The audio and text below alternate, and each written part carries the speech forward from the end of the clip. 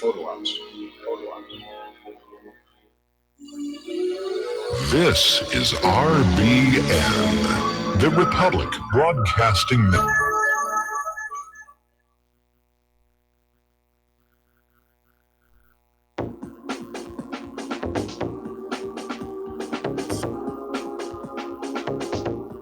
What really happened with your host, Mike Rivero. You're listening to the Republic Broadcasting Network, where you'll find out what the Fukushima's going on. And aloha, America. Welcome to our show today. It is Monday, May 7th, 2018, start of a brand new week. And we have got a lot of stuff to talk about. There's a lot going on. The phone lines are open, 800-313-9443. And we're going to start with what, for Claire and I, is local news, and that is, of course, pardon me, the ongoing eruption down on the Big Island. This is certainly the largest eruption that's occurred while Claire and I have lived here. And it's causing a lot of destruction, and it looks like it's going to get a lot worse. There are 10 active fissures or vents right now. One is still up near the crater of Kilauea. The others are all down in the Leilani Estates area, which is kind of a high-end, nice house area. And something like 31 homes have been damaged or destroyed outright. And there really is nothing they can do about it. It's just the volcano is going to do what the volcano is going to do. And the people have been evacuated. Some have been allowed back in to recover some more possessions from their homes. And of course, the real tragedy is that on that part of the Big Island, you simply cannot get volcano insurance. It's like living in a floodplain, trying to buy flood insurance, or living in Southern California, trying to buy quake insurance. The insurance companies will be happy to sell you flood, quake, and volcano insurance as long as you don't live anywhere near where those events might actually happen. Now, a lot of people have sent me emails expressing their concerns about Claire and I want to reiterate, Claire and I live on a different island. All of this volcano erupting is taking part on the south flank of the Big Island, which is the island of Hawaii, not to be confused with the name of the entire state. And right now, the trade winds are continuing to blow the volcanic gases off to the southwest, and we're located northwest of the Big Island, so we're not having to deal with that yet. Could definitely change here. So they're saying it's no sign of slowing. This could go on for weeks or even months. Now, I was looking at the tilt meter data over at the the U.S. Geological Survey, and while there is still deformation taking place, it's not accelerating the way it was before.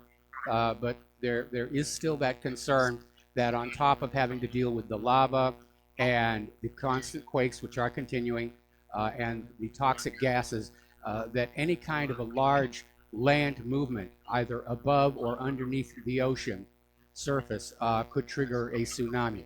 And again, Claire and I live 440 feet up over Pearl Harbor, so we're not going to be hurt. But if there is a tsunami, it could cause a lot of damage. There was a big earthquake back in 1975, generated a major tsunami, caused a lot of damage, even out in California. So it is a very real possibility that we all have to be aware of. And Claire and I have taken our precautions. We have flashlights and shoes by the side of our bed. We actually have a quake alarm. And we didn't feel that big 6.91, which was kind of unusual. Well, we were in a car at the time, but we talked to a lot of people who said they didn't feel it. Now, there was that other quake, it was about a 6.4 a few years back that really rocked us around, blacked out the island of Oahu. And but it may just be that chamber of magma sitting between the quake zones and Oahu, it's a poor conductor of seismic energy, and that may be the reason. But I did set up my little improvised seismograph over the weekend, and I'm able to detect the quakes on the Big Island. The data is obviously not all that useful. It was just an exercise to see if I could. So that's where we are right now. One of the areas of concern, of course, has to do with the Puna geothermal venture And this is a geothermal power plant. Obviously, with all this volcanic energy, there have been efforts over the years to try and find ways to tap it. And there's one working system that is down there. They've gone through an emergency shutdown and evacuated. But the concern is there are 50,000 gallons of pentane stored at the site, which if the lava gets into that, sets it on fire, that's just going to add to the woes of the people on the Big Island. So we're watching the videos and the photos, and it really is very sad to see it happening. Okay, now then, Rudy Giuliani is out there, was giving a speech at this anti-Iran conference, and he went on out and said that Trump will kill the Iran nuclear deal. And during this morning's White House press conference, it was announced Trump will reveal his decision tomorrow. He's not going to wait for the 12th. And he may be rushing this along to get something going with Iran because his good friend, Bibi Netanyahu, is facing indictment for bribery and corruption and a bunch of other issues. And nothing is going to distract the public away from how corrupt rulers are than a nice, bloody war. So we're going to do a shout out now to our on-air affiliates who are just now rejoining our network. Now, pardon me, the chairman of the House Armed Services Committee has warned Trump against leaving the Iran deal. Everybody wants this deal to remain in place. The other signers of the P5+1 want it to remain in place. Polls are showing the majority of the American people want it in place. And everybody is concerned about what are going to be the repercussions. Iran is out there saying there will be historic regret if the U.S. pulls out of the JCPOA, P5+1 deal. Now, France, Great Britain, and Germany have said they will stick to the Iran deal regardless of Trump's decision. They're not going to drop the deal. And earlier, Iran had basically come on out and said, well, if the U.S. pulls out, there is no more deal. They've now reversed that decision. And President Rouhani is saying that Iran will stick to the nuclear deal even if America pulls out, as long as the European Union guarantees its commitment. Now, what they're signaling here is actually very subtle. If the U.S. pulls out of the deal, they're going to throw more sanctions on top of Iran to try and get Iran's long-range ballistic missiles destroyed so that Iran is easier to conquer. But what Iran is signaling is that they're not all that concerned about doing business with the United States because they're going to do all their business with Europe. They're going to sell their oil to Europe, and they're going to get along just fine with that. Now, Boris Johnson flew to Washington, D.C.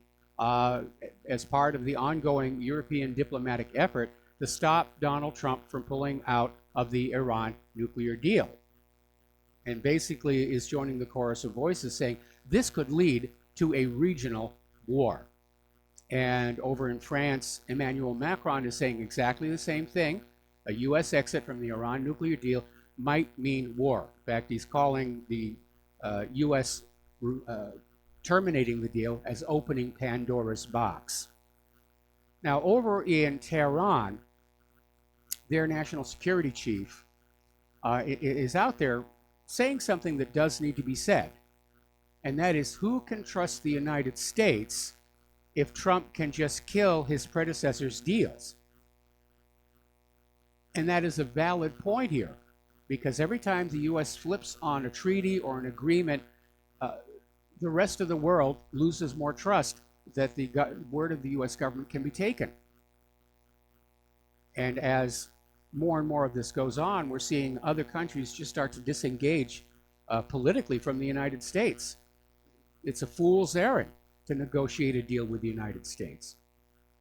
And of course, the United States government's response to that is to just go back to more strong-arm tactics, do what we tell you to do, or something bad will happen to you. It's a nice country you got there. It'd be a shame if anything happened to it. So everybody's out there.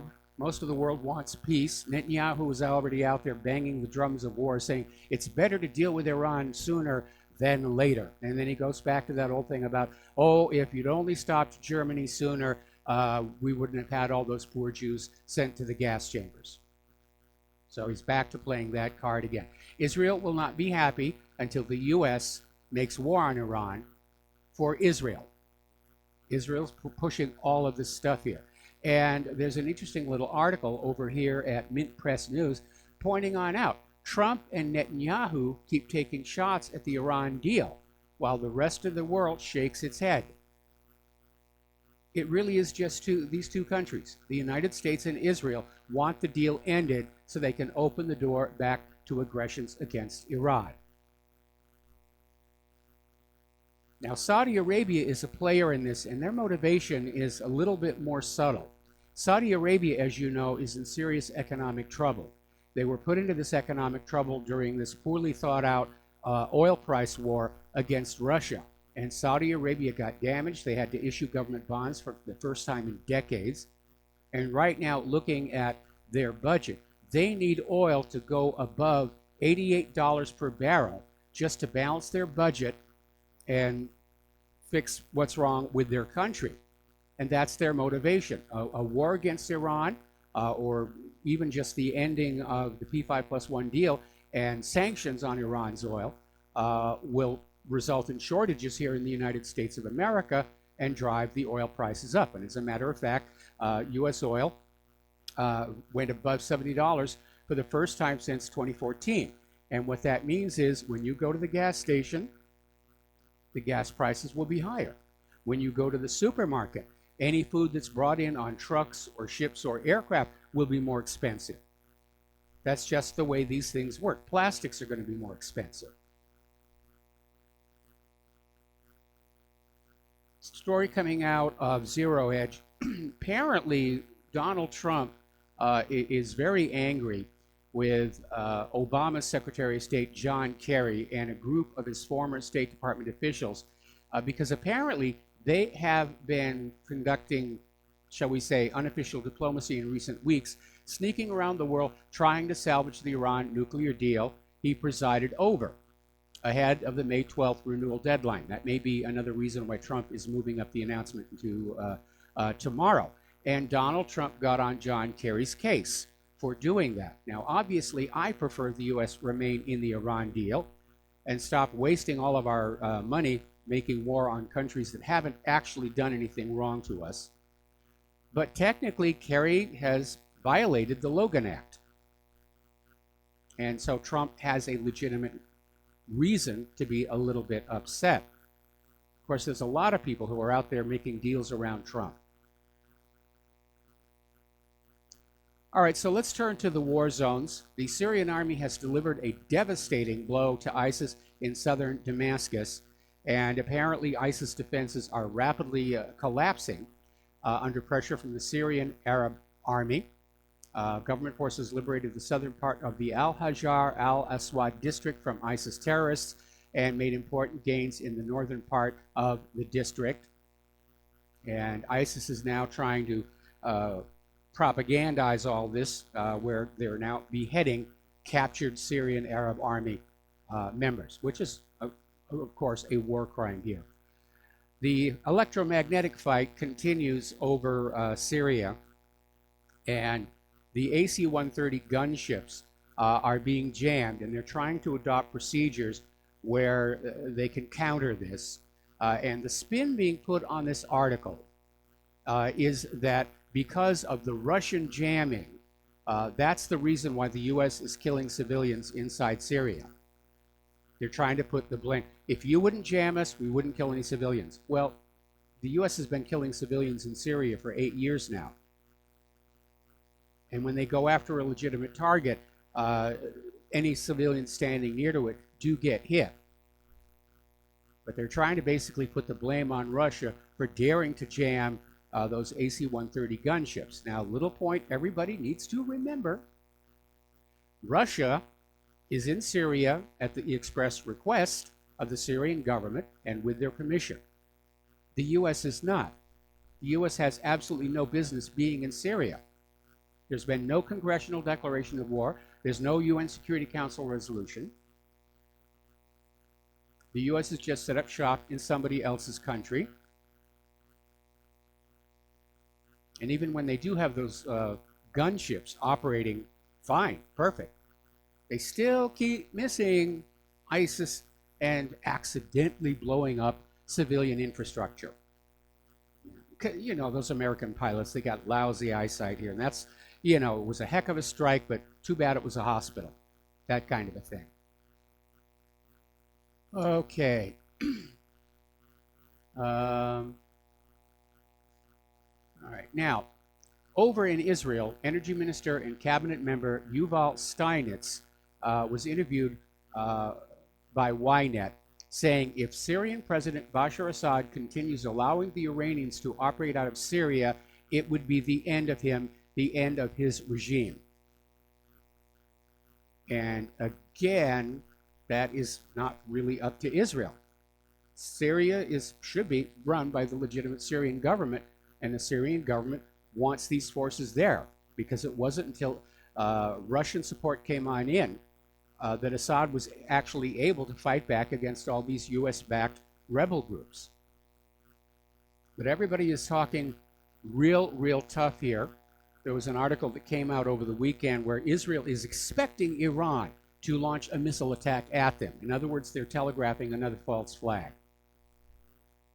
And Israel saying that Iran is going to carry out a revenge attack for Israel's airstrike on the T4 airbase. So they're trying to get this thing going just as quickly as they can, because they know global sentiment is rapidly building against all of these US and Israeli wars. The people have had enough.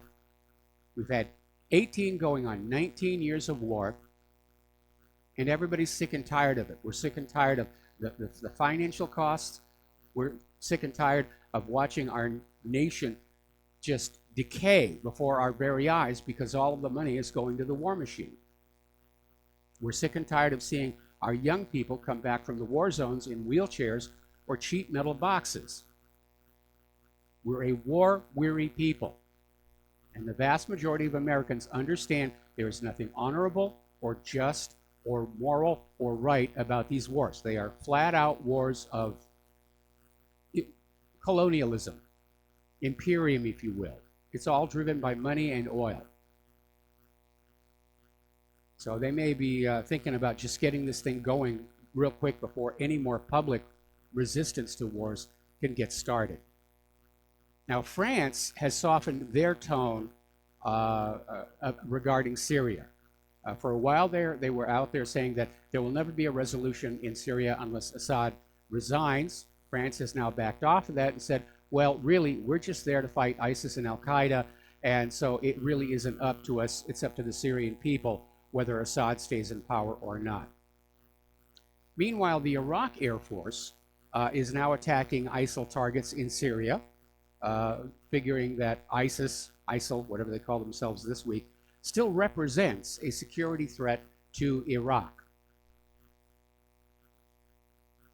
Now, over in Yemen, a Saudi-led attack has hit the Houthi-held presidential palace in the city of Sana'a. And they killed at least 6 people, and just, again, they're just carrying out this attack on Yemen to try and get the people of Yemen to surrender to having a colonial rule. That's what it's really all about, whether you call it a junta or a U.S. puppet or whatever. It still amounts to the reemergence of colonial rule.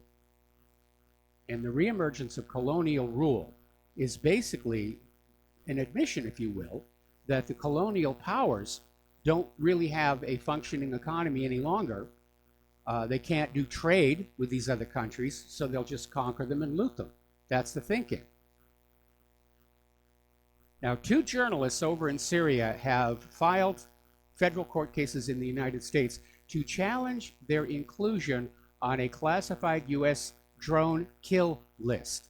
And this is Bilal Abdel Karim, who's an American citizen and journalist working in Syria. And he escaped being killed by drone strikes on 5 occasions, including 2 strikes on cars he was traveling in. 2 additional strikes were executed on his independent news agency. All right, we're going to take a break here for commercials, and we will be right back with more about the war zones and everything else.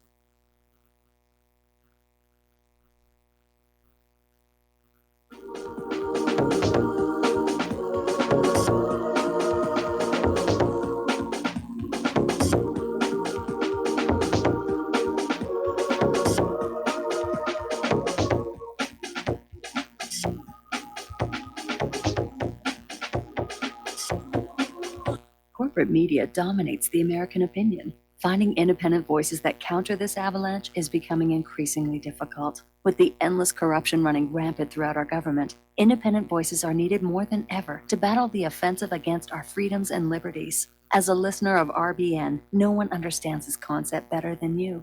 Now it's up to you to do your part. The time has come for you to take action and begin broadcasting the truth to hundreds or thousands of people every month. Sound impossible? Quite the contrary. With pointed slogans from LibertyStickers.com, you can reach countless sleeping Americans unaware that they live in a real-life wonderland. LibertyStickers.com has a huge inventory of political bumper stickers and messages that reflect the truth about our government, our politicians, and the future of America. With so many in stock, there's one perfect for you. Visit us today at LibertyStickers.com. Again, that's LibertyStickers.com.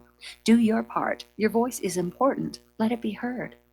Folks, we're living in a world the likes of which we've never perceived any clearer than we do now. The plan for global governance has been in the works for generations and would have likely been achieved by now, but for the fact that the globalists left open their Achilles heel. With all their tools, Federal Reserve System, fiat currency, no child left behind, and then Common Core education introduced to our schools to dumb us down, vaccines, pharmaceuticals to lobotomize us, GMO foods, insertion of compromised or bought and paid for politicians, judges, mainstream media propaganda, all pieced together like a puzzle designed to ultimately bring the world under submission. But with all their strategy, they forgot one thing: knowledge. And knowledge is power. With knowledge, their bombardment is nullified. Folks, with that, as brilliant and knowledgeable as you've become, among the wisest audience of any radio audience in the world, and you are, I want you to take a moment to reflect and ask yourself, how much of that knowledge did I obtain from Republic Broadcasting Network? How high has my consciousness been raised since I've been a listener? How fast am I now able to discriminate truth from fake news by being a Republic Broadcasting listener?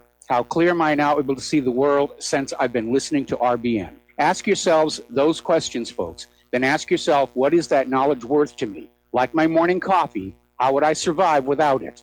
A voice of truth in a sea of lies. Do we not all need to make sure it survives? Like public broadcasting, we are now finding we can only survive with listener support. Censorship, advertisers being attacked, truth itself being attacked. It's the only way through this. We at Republic Broadcasting humbly ask you to become a supporter. Look at your budget and make a determination of what Republic Broadcasting is worth to you and what you can afford on a monthly basis. Go to republicbroadcasting.org and pledge 20, 30, 40, 50, if possible, 100 a month or more if it's affordable. Click the donate button and become a regular monthly donor. Assure both us and yourself that Republic Broadcasting truth will continue to flow like that morning coffee. The network thanks you.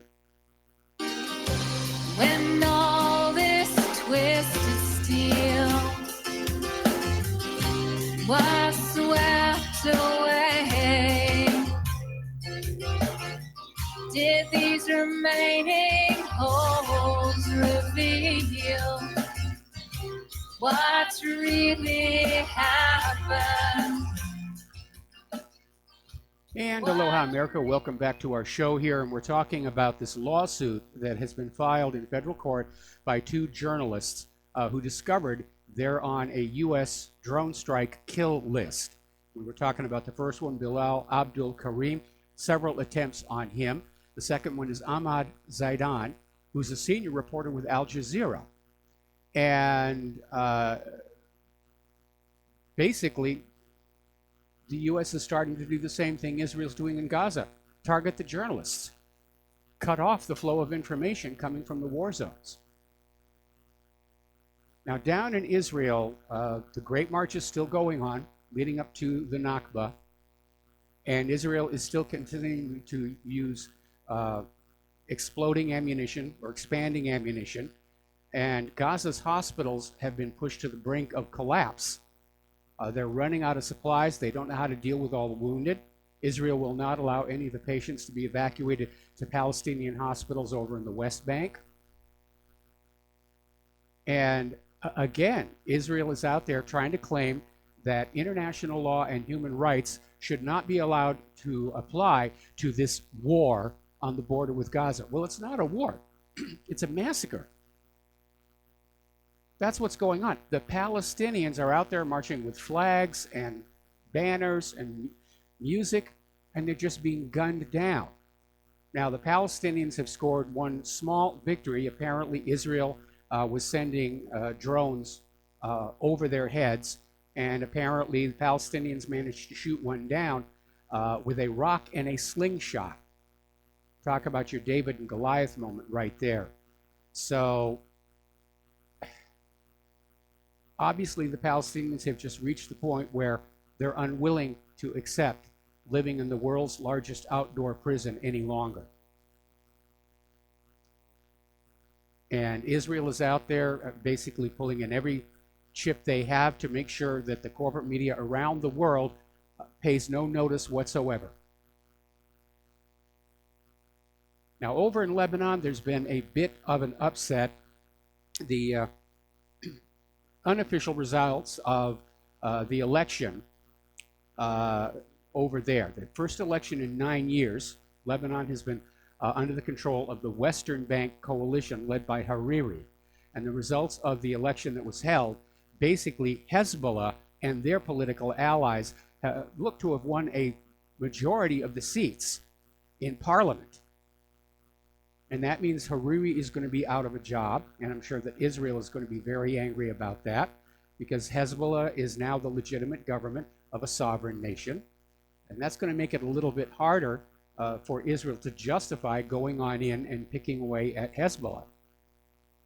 Meanwhile, down in Turkey, Turkey is starting to make sounds they may pull out of NATO because the U.S. is threatening to block the sale of 116 F-35s to Turkey, apparently in retaliation for Turkey having purchased Russia's S-400 air defense system. So that's straining there as well. Over in Russia, Vladimir Putin has been inaugurated into his fourth term. And already the corporate media is out there saying, oh, it's a disaster for Russia. It's a disaster. There are protests. And from where I sit, it looks like the U.S. is already trying to whip up a destabilization campaign, like they've done in all these other countries that they want a regime change here. Now, the U.S. Navy has decided to reactivate the Second Fleet, which would be stationed in the North Atlantic in response to Russian aggression in the North Atlantic. Russia isn't aggressing anybody. They're sailing their ships in international waters, but apparently the Pentagon has decided they need to reestablish the Second Fleet. It means, lots of money. We got to buy ships, got to buy airplanes. Trump has announced that a time and place has been set for the planned U.S.-North Korea summit. They haven't exactly said where and when, just that it has been established. And North Korea is out there saying that the U.S. is trying to ruin the mood of détente ahead of the summit with all of Trump's tough talking. And one of the things North Korea is very upset about is Trump's attempting to claim that pressure from his administration is the reason why North Korea is now talking about denuclearization. And North Korea has pointed on out that Trump had nothing to do with it. The pressure to consider denuclearization is coming from China, who is North Korea's main trading partner. So apparently China called up Kim Jong-un and said, it's time to tone this down before we do have a nuclear war on the Korean Peninsula. And the radiation from that, of course, will drift over Chinese territory. So let's go back to just doing business. Let's just, do some economic here. Peace through trade, peace through commerce here. Now, here's where it gets a little scary. And we're going to have to take another break for commercials. And when we come on back, a follow-up on Korea.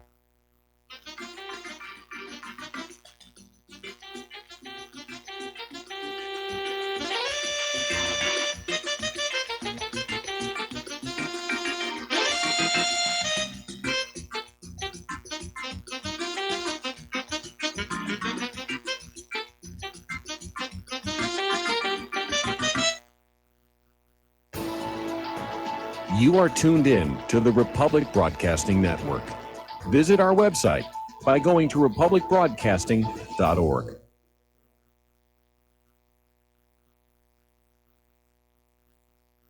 Homeowners, are you in foreclosure, expecting to be served with a foreclosure lawsuit, or suspect your lender has coerced you into an illegal mortgage transaction? A huge number of mortgages made in the last 10 years have legal issues and are possibly defective. State laws and the U.S. Supreme Court have upheld that defective mortgage documents are grounds for foreclosure defense and for counterclaims in favor of the homeowner. If your mortgage has been sold or assigned since closing the loan, it may be defective and you may be paying the wrong party, and the lender may not have standing for the right to foreclose or collect payments under the law. If you would like to know if your mortgage is legal or not, or know if you are paying the right party, we can help. Our initial consultations are free of charge. We are not attorneys. We are legal researchers and work closely with experienced lawyers who know how to help you find the evidence to help you keep your home. Call toll free 1-855-2-KEEP-IT. That's 1-855-2-KEEP-IT today.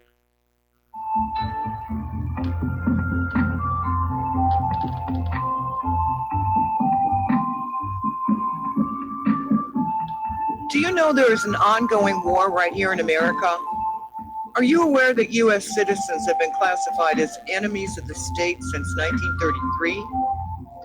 Have you recognized that our entire government is really a vast network of interlocking corporations engaged in commerce? Look up Title 28, Section 3002. Tune in to In Defense of Humanity on Saturday nights at 7 p.m. Central Time. Find out what's really going on and learn how to protect yourself and your family as flesh and blood men and women living in a corporate reality.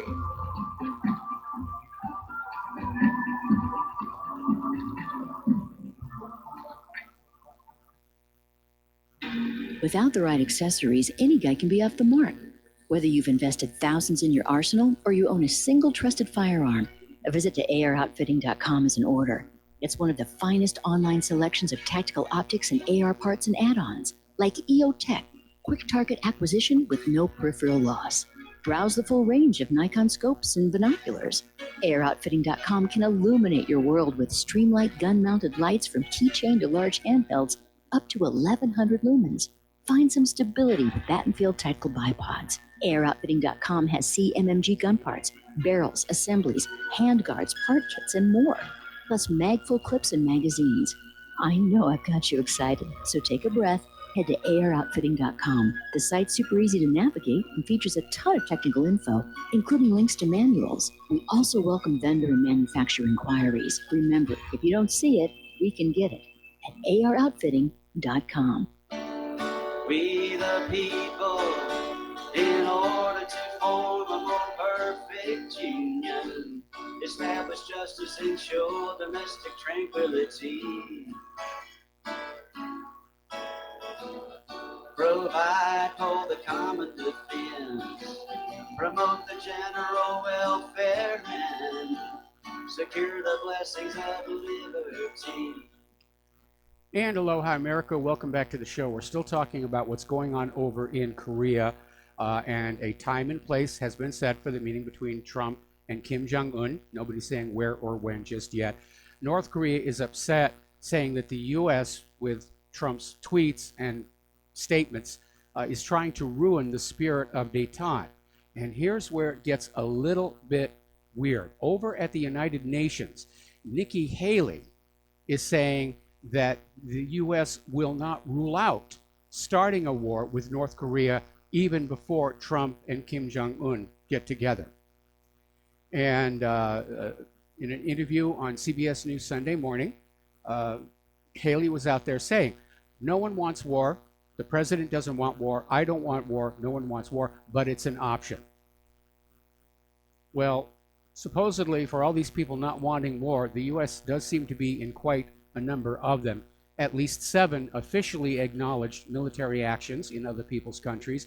And we know from what happened down in Niger that there are probably military, U.S. military in other countries that is still being withheld from the American people. So let's turn to the domestic politics here. And let me take a look at this here. Story that came on out from Zero Hedge. The Mueller investigation is in jeopardy. because all of the accusations of it being a witch hunt are starting to play out in the courts. And all of a sudden, we're starting to see these judges who are standing up and saying, you've got nothing. You have no evidence. And of course, we had Senior Federal Judge T.S. Ellis basically lambaste the Mueller people for what they were doing. And he has demanded the unredacted scope memo written by Rod Rosenstein to verify for himself if Mueller did in fact exceed his mandate. Now, his original mandate was to find some evidence that Trump and Russia colluded during the 2016 campaign. The only evidence of collusion they found was the Hillary Clinton campaign paying Russian nationals for information to put in that dodgy dossier. That's the only collusion that they found. So Ellis is threatening to just throw out all of the charges against Paul Manafort and Mike Flynn. Now, Judge Ellis is on target. The Rosenstein scope memo, written years after Manafort raid to justify Mueller's jurisdiction, shows the Department of Justice and Mueller willing to throw the rule of law out the window to get President Donald Trump. Now, Devin Nunes is out there threatening to hold Jeff Sessions in contempt of Congress. There's been massive stonewalling all during these congressional investigations into the Clinton Foundation, into the email server, into the investigation into the email server, and continuously Department of Justice and FBI say, no, we're going to ignore you. And so now Congress is saying it's time for contempt of Congress charges. Now, it's a black mark on a resume, but it's better than nothing. And Freedom Caucus Chairman Mark Meadows is saying Nunes is absolutely right. It's time for a lot of the officials at the Department of Justice to be held in contempt of Congress. Now, apparently, this coming Inspector General report will confirm that former FBI Director James Comey leaked and lied repeatedly.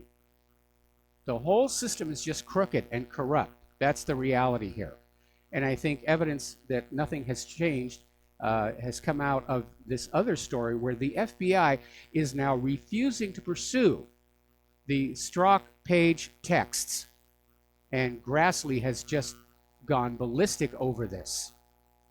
Again, more stonewalling.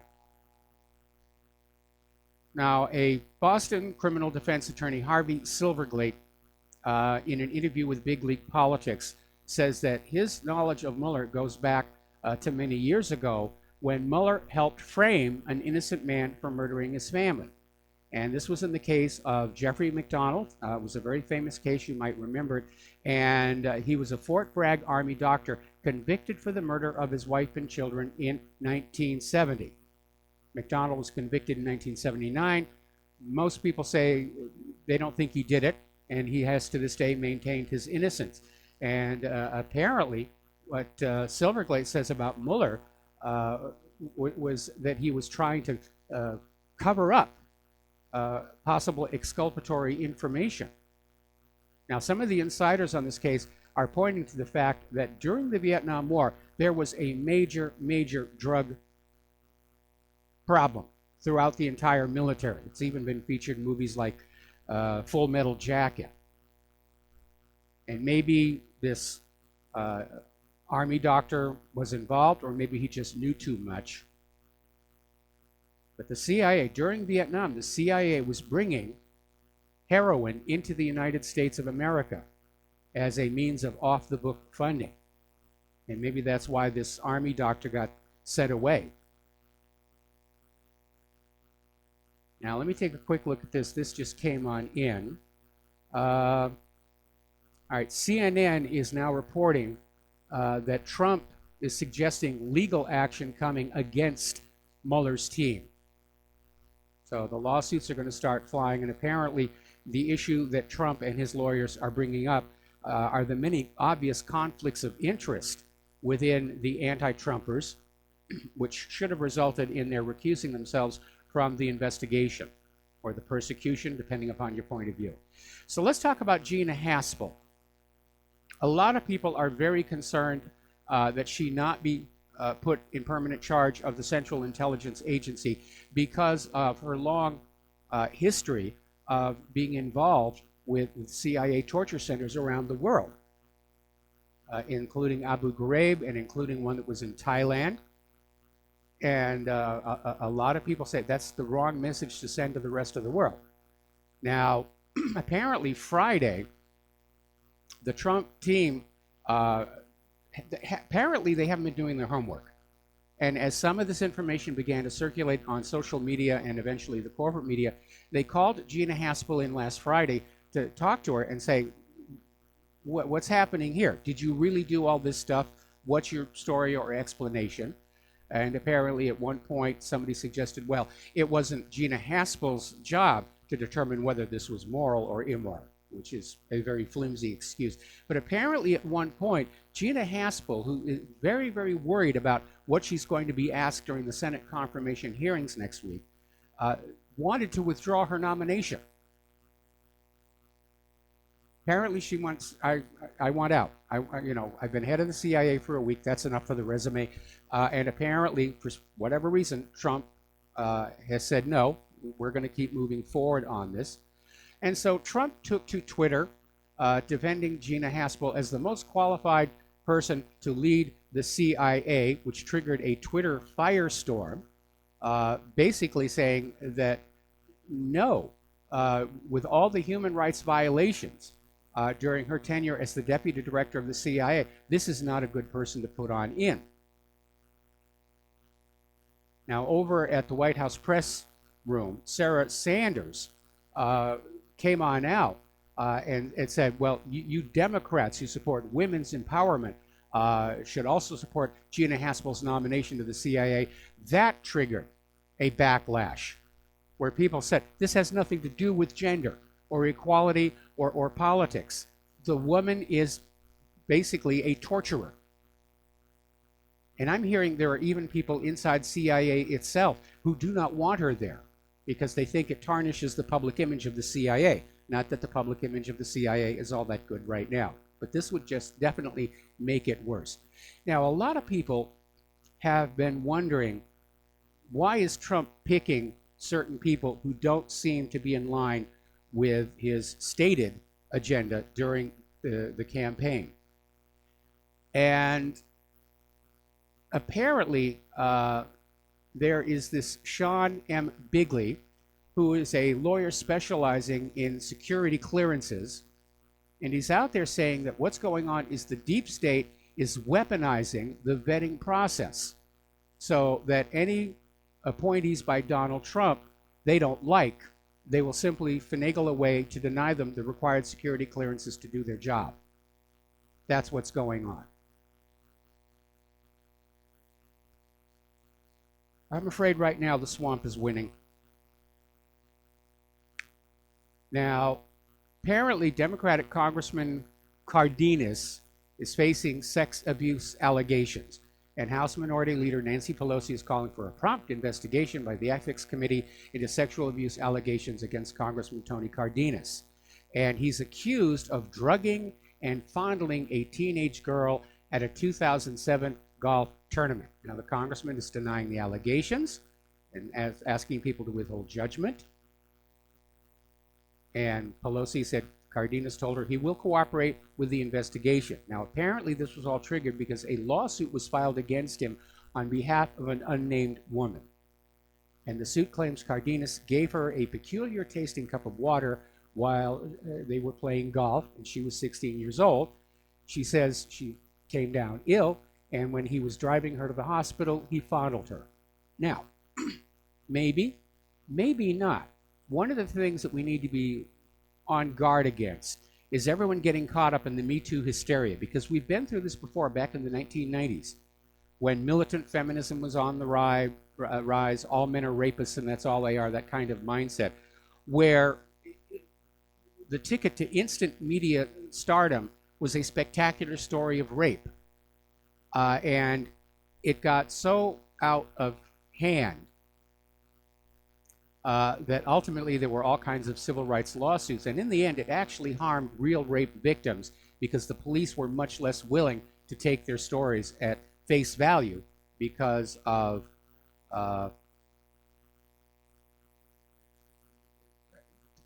I'm sorry, I'm trying to do too many things at one time.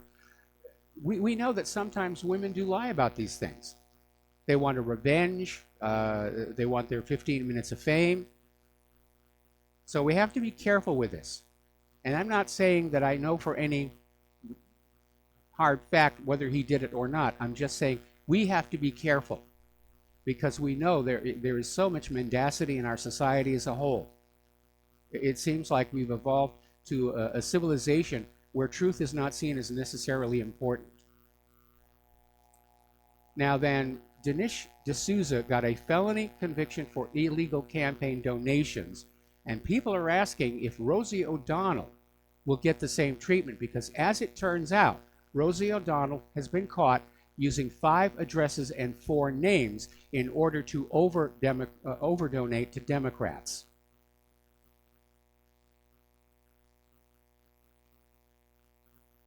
Now, over at the Clinton Foundation, they are so desperate for donations, they are holding a raffle. And the winning donor gets a trip to New York City to meet Bill, Hillary, and Chelsea. I don't know about you, I'm completely uninterested in meeting any of them. In fact, the further away they are from me, the happier I will be.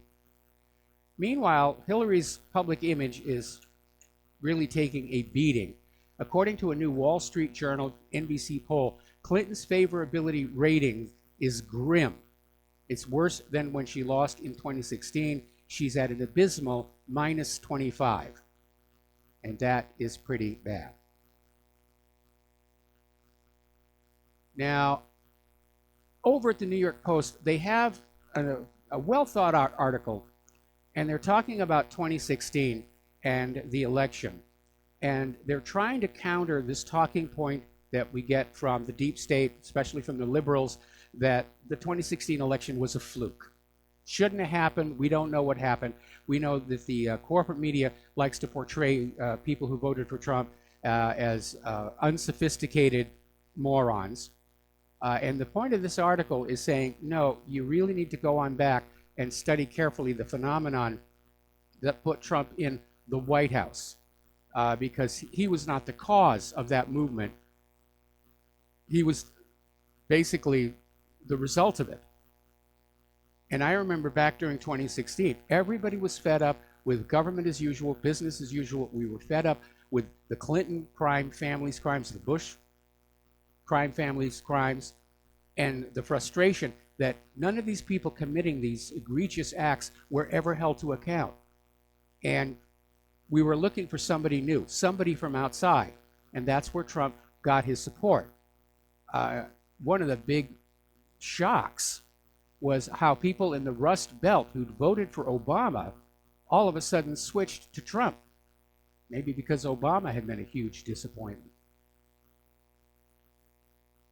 But I think the results of the 2016 election are more an indicator of what the American people are thinking about our government and our political system than our lack of education and sophistication. Okay, there is, well, let's talk about the economic news here. The stock market, the Dow, did really well. Then there was a real dip that took it almost down to zero gain, and then at the last section, it pushed back up a little bit. So to me, that looks like plunge protection team. But there's an article over at Investment Watch blog, why a strong US dollar could bring the next financial crisis. Because a strong dollar could lead to the Federal Reserve getting into a hyperinflationary cycle. It's all very fragile right now. It's all illusion, smoke and mirrors. There's no real value to the dollar anymore. It's just ink and paper. More and more people are beginning to realize that. Out in Colorado, they're getting into a housing crisis. The people of Colorado don't have jobs. They're getting behind on their mortgages. And there are so many evictions going on right now that the Colorado eviction courts are completely overwhelmed.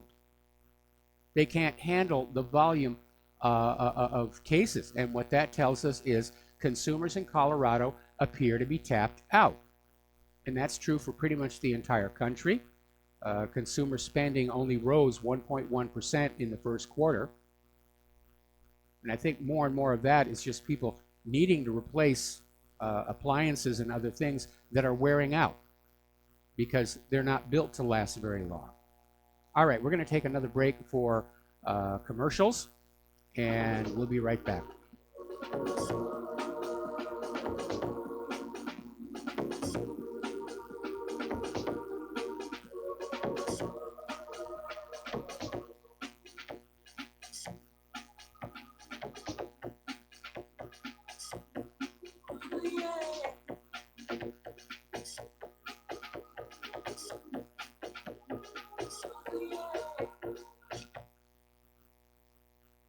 Do you worry a lot? If you're forgetful, nervous, moody, or overwhelmed, chances are you're not protecting yourself from the ravaging effects of stress and anxiety. No matter the cause, ongoing stress and elevated levels of the stress hormone cortisol can rob your memory, your health, your quality of life, and your future. Now you can combat the effects of stress and anxiety while improving your memory and recall at the same time with the dietary supplement Calm and Clever. Studies show that the ingredients in Calm and Clever reduce cortisol by as much as 30% in as little as 1 to 2 weeks and increase your ability to recall facts, names, and numbers in 4 to 12 weeks. Calm and Clever was created by scientist Kurt Hendricks, a principal investigator in 2 NIH-funded studies on Alzheimer's disease. Try Calm and Clever for 2 months. You'll feel the difference. Call 1-800-758-8746 or go to calmandclever.com.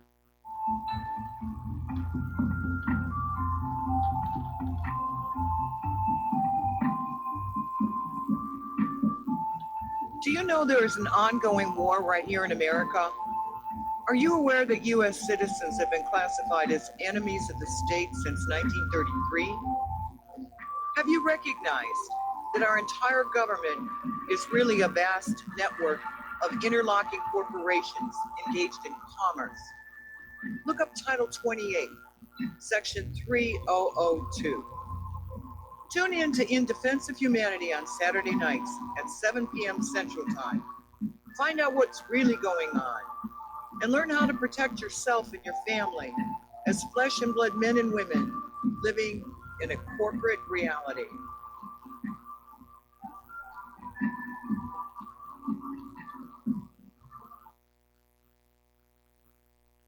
My name is Don Wiskin, and at 42 years old, I suffered a massive heart attack, lost 35% of my heart to damaged tissue, and was supposed to spend the rest of my life on disability.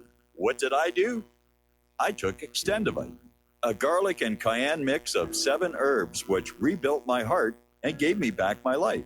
For over 17 years now, I have made this formula available to you so you don't have to suffer the same thing I did. Clean your blocked arteries and strengthen your heart and boost your natural immune system. I'm 60 years old now and I still work every day. To get your Extendivite, call 1-877-928-8822. That's 1-877-928-8822 or visit heartdrop.com. Extendivite is only $69.95 for a 2-month supply of either capsules or liquid. Extend your life with Extendovite. When all this twisted steel was swept away, did these remaining holes reveal what's really happened? And aloha, America. Welcome back to our show here. We're going to take a few phone calls, starting with Frank in North Carolina. Aloha, Frank. Welcome to the show. What's on your mind? Yeah, thanks. What's on my mind is I just saw a report probably in the past 3 weeks on my local little, $20 antenna TV news, local news, and they did a little report that evictions here where I am in Charlotte, North Carolina, are at a 10-year high. So I don't know if I ever mentioned that to you before in the past few weeks, but anyway, there you go. Yeah, it's pretty bad all over. You know, a lot of people got suckered into what were called interest-only mortgages, where they're never paying down the principal. They just agree to pay the interest month to month. They can't even keep up with that now. That's all I got. Thanks. All right, thanks an awful lot. We're going to switch over to Mark in North Carolina. Aloha, Mark. Welcome to the show. What's on your mind? But is that Frank that all the time Alex Jones asks, "Need you help, Frank?" Anyway, I just want to say, well, I just got a question about that, about the evictions. Are you talking about evictions for not paying rent or actual foreclosure in the home? And then I got something else to say about. Well, I imagine it's a combination of both, but it's basically painting a picture. This nation has bankrupted itself with the war agenda. There's nothing left out here, and if you go back to General Wesley Clark's original revelation of the agenda, it's already gone on 10 years past its original intended date, and it's still far from complete. We're stuck in all these quagmires where we can't pull on out, and this is pretty much what collapsed the former Soviet Union, was just way too much spending on war and not enough on the people. Well, you know what they say about Afghanistan?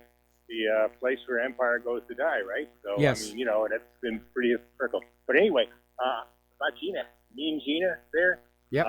You know that, I don't know, you probably did, being that you used to be connected with Hollywood, and, you know, you seem pretty up on things like that.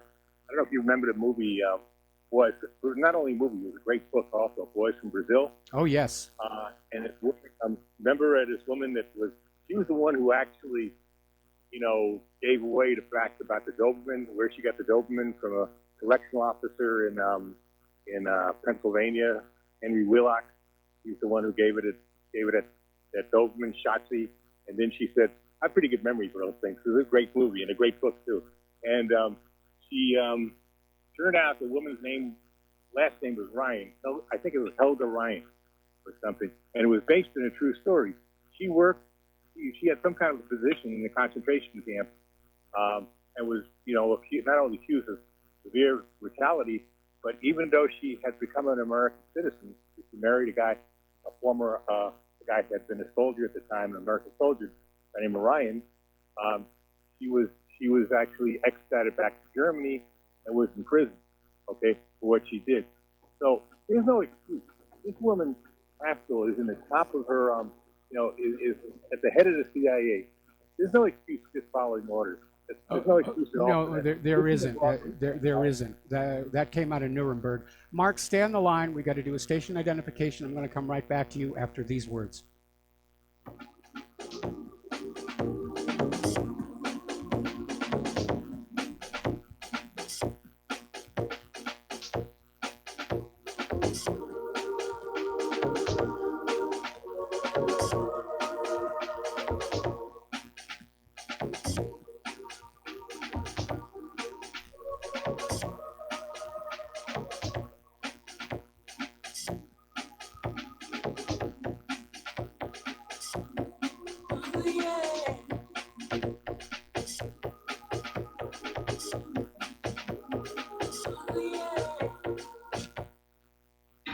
Without the right accessories, any guy can be off the mark. Whether you've invested thousands in your arsenal or you own a single trusted firearm, a visit to AROutfitting.com is in order. It's one of the finest online selections of tactical optics and AR parts and add-ons, like EOTech, quick target acquisition with no peripheral loss. Browse the full range of Nikon scopes and binoculars. AROutfitting.com can illuminate your world with Streamlight gun-mounted lights from keychain to large handhelds up to 1,100 lumens. Find some stability with Battenfield Tactical Bipods. AROutfitting.com has CMMG gun parts, barrels, assemblies, handguards, part kits, and more, plus mag-full clips and magazines. I know I've got you excited, so take a breath. Head to AROutfitting.com. The site's super easy to navigate and features a ton of technical info, including links to manuals. We also welcome vendor and manufacturer inquiries. Remember, if you don't see it, we can get it at AROutfitting.com. You're listening to the Republic Broadcasting Network, because you can handle the truth.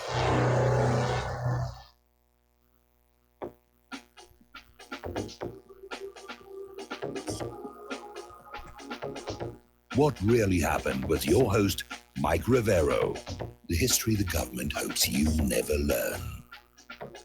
Here is your host, Michael Rivero. And aloha, America. Welcome back to our show, hour number 2. The phone lines are open, 800-313-9443. And right now we're talking with Mark in North Carolina, who was responding to this idea that Gina Haspel should be given a clean slate on the fact that she ran the CIA's torture program by saying it wasn't really her job to decide whether this was legal, moral, or ethical. That flies right in the face of the Nuremberg Principles, which established that just saying that you are only following your orders was not an excuse for war crimes. And that's actually written into the Uniform Code of Military Justice. I don't know what the equivalent would be for civilian agencies like the Central Intelligence Agency. But for her to just sit there and do what she did, I don't agree that just following her orders gets her off the hook. She ran a torture center. And, you know, a lot of people don't seem to understand about, you know, a lot of the tortures that took place there, including the one that took place at, you know, that we're had all the, you know, sex, you know, like sex thing with whips and chains and all that. Yes. These were not terrorists. These were not suspected terrorists. These were basically POWs, Iraqi war POWs that were captured on the battlefield. So, you know, some were, some all, weren't. You know, some were. In a lot of cases, the U.S. in Iraq set up a bounty system where Iraqis could come on in and say, I think this guy over here is working with Al-Qaeda, that he may have knowledge of the weapons of mass destruction. And of course, a lot of people turned other people in for the money, if not for revenge. I mean, if you've got a business competitor, what better way to get rid of him than tell the U.S. that you know, he's a terrorist sympathizer and get him tortured and shipped off? Right, Abu Ghraib. That's the place I was thinking about. Yes. Yeah, you're right. But there were a lot of them were actually POW, and at the same time, even if they might have had knowledge of those weapons of mass destruction, of course, it didn't even exist. But even if they did, that's no reason for torture. I mean, this doesn't make them terrorists. It just say maybe they were knowledgeable about something and they didn't want to say anything. So this woman belongs in jail. She does not belong in the head of the CIA. She shouldn't be collecting taxpayer checks either. Like I said, making comparisons, not only boys in Brazil. I mean, these are historical facts. Men and women were, you know, they just following orders, and it wasn't just, you know, it wasn't just a very higher ups either. It was people that were, you know, basically maybe low-level officers and even enlisted men. Yes. So this is not an excuse. You know what I mean? It's not at all an excuse. And I just don't understand. I don't understand where this country's coming from anymore, Mike. I really don't. I don't understand the logic anymore, really, because there just is no logic. And most of these things, like 9/11, was a false flag anyway. It was done by the United States, Israel, and Saudi Arabia. I believe they co-opted together and pulled it off. And that it just goes on and on with this stuff. I don't know where we're going, Mike. I tell you the truth, I'm really concerned for this country. I think we're losing our soul. What you see what's going on in Syria now is a crime against humanity also. There is just, and, you know, most of the news networks just ignore it. So does mainstream talk radio, just ignores it. Yes. Or they go and say how terrible Assad is. Assad is not terrible at all. Assad is a patriot trying to defend his country against the most vicious terrorist one could imagine. And this country, I shouldn't say this country because but I mean, this government, at least elements of this, are supporting these terrorists. And they know fully well that those terrorists. They can't fool anybody and say they don't know. You know, I know nothing. No, that doesn't wash. It didn't wash in World War II, and it doesn't wash now. No, it doesn't. It really doesn't. And I know that Haspel thinks that torture is okay, and apparently Trump does too. But anybody who knows about the realities of interrogation are going to tell you torture does not produce reliable intelligence. What's going to happen is the person being tortured is just going to say whatever they think will make the pain stop. Again,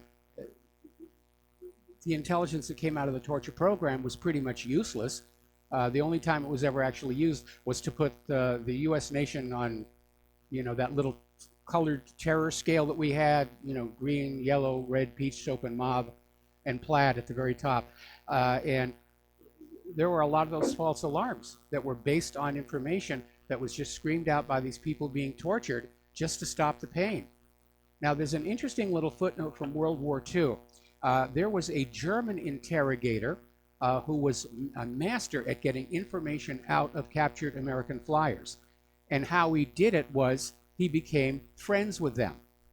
He'd bring them extra food, just sit and talk, get to know them, talk about their families, even arrange for them to leave the POW camp and just visit the local town so he could see what life was really like in Germany. And he was amazingly effective, so much so that he was basically brought to the United States as part of Operation Paperclip in order to train interrogators here in the U.S. who apparently have forgotten those wise lessons. Well, like I said, we don't seem to have learned, and the world doesn't seem to have learned. We seem, dedicated, and we just seem like we want to make the same mistakes again and again, and they're not really mistakes. I think some of these people are out and out evil that are doing these things, and they know fully well what they're doing, how they're doing it, and for the reasons. I think Trump is basically stupid. That's his main problem. Stupid and naive, and he's just being suckered into this. He's apparently too easy to manipulate. Apparently, he succumbs to flattery, and I agree with you about the naivete. In fact, I even mentioned that during the campaign, that the downside of a Trump presidency was that he was going into the White House as dangerously naive about the reality of D.C. politics as Jimmy Carter was. I just want to say one other thing. I saw a tweet by my Congressman Mark Meadows and about supporting Haspel, and I told him, no, I'm not going to support. She shouldn't be supported. She's a criminal. I just want to tell Frank from North Carolina and a bunch of other people I know that call from North Carolina. I don't know if Mark Meadows is their congressman or not. If he is, and he could do it anyway, tweet him and say, we don't go for that. And he also was backing Netanyahu the other day, too, saying that we got to listen to what Benjamin Netanyahu says, and that when Netanyahu, every time he opens his mouth, the lie comes out. Yes. That's when you know he's lying when his mouth. Because that's 2002, he said the same thing. And the last thing I want to say is, as far as the boys from Brazil, if Hitler ever did something like that with clones, I wish he did it in 1952 in Russia and cloned a few more Putins, because boy, could this world use them, including this country. Yeah, I agree with you on that one. The problem with cloning, and Boys in Brazil tried to address it, is you can have a genetic, identical genetic copy of a person, but what they turn into is based on their life experience. At the end is what's the guy's Wiesenthal? He refused to not be directed the boys killed. He refused to give up the list because he realized this kid fixed his life when he sicked his dopamine on what's his name, on Mengele, and he didn't do that. And this was an exact clone supposedly of Hitler. So it doesn't go like that. We're basically that's why I believe we do have a soul. I know you're kind of an atheist, and I'm a secular, guy.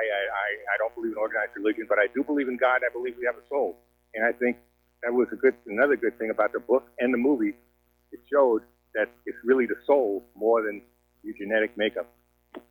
Well, that of course, flies in the face of the liberal position, which is we're all born with blank minds, and everything that we think or believe or know comes from the environment, which the liberals seek to control.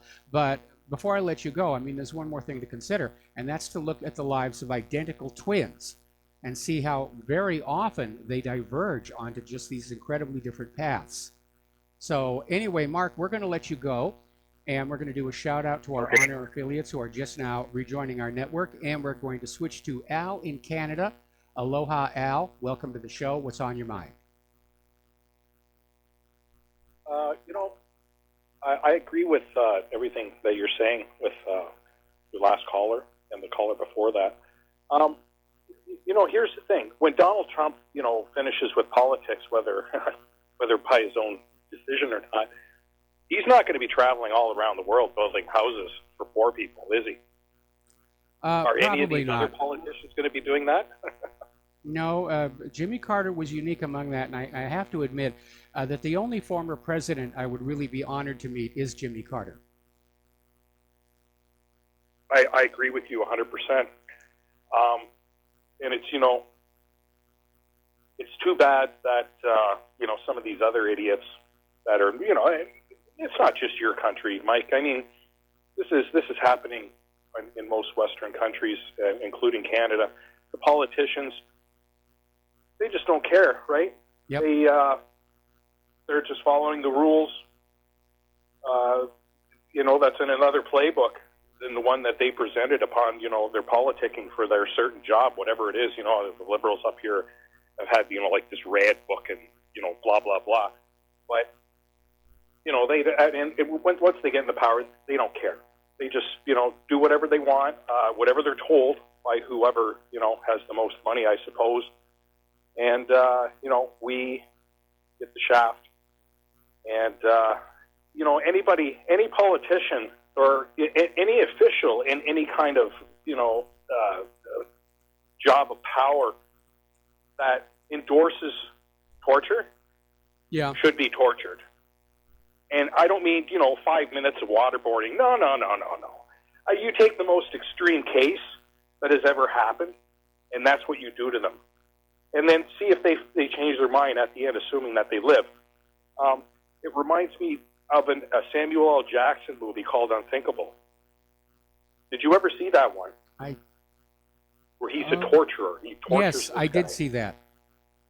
Oh, it was just ghastly. Yes. They show little snippets here and there of what he's doing to this guy.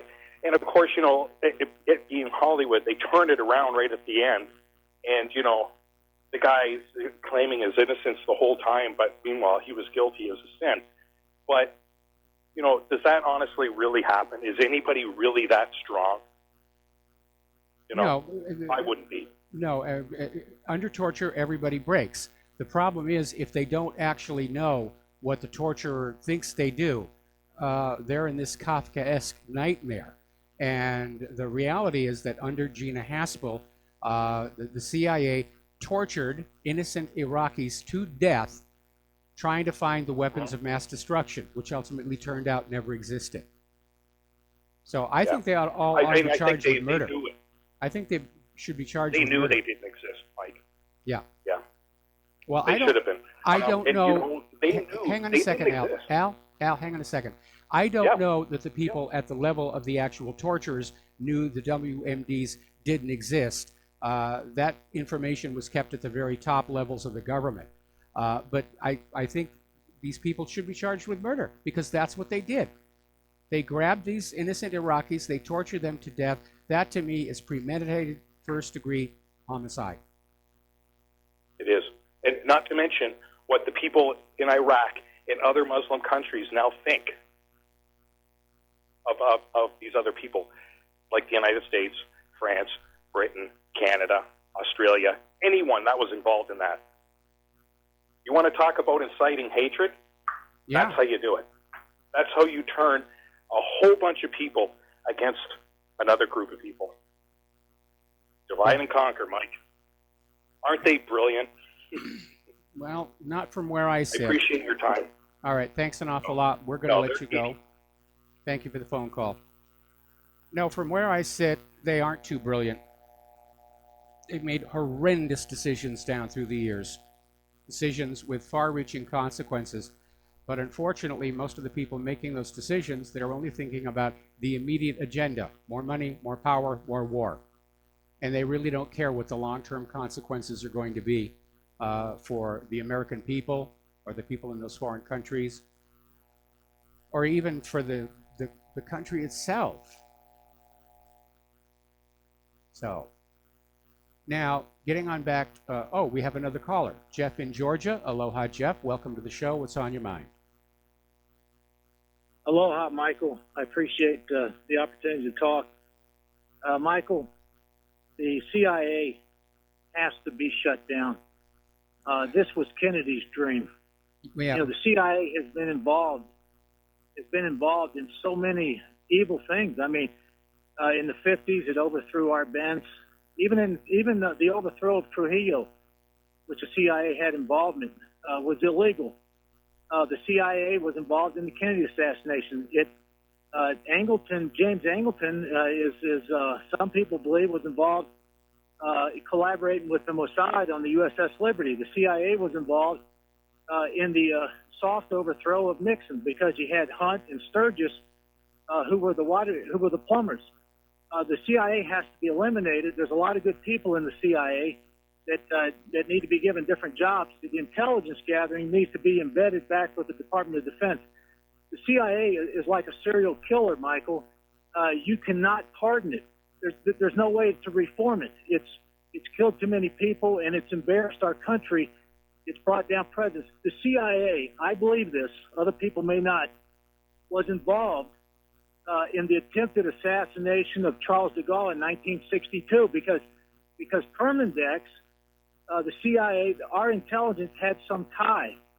It had some tie back to Permindex, and they were paying money to Colonel Theory.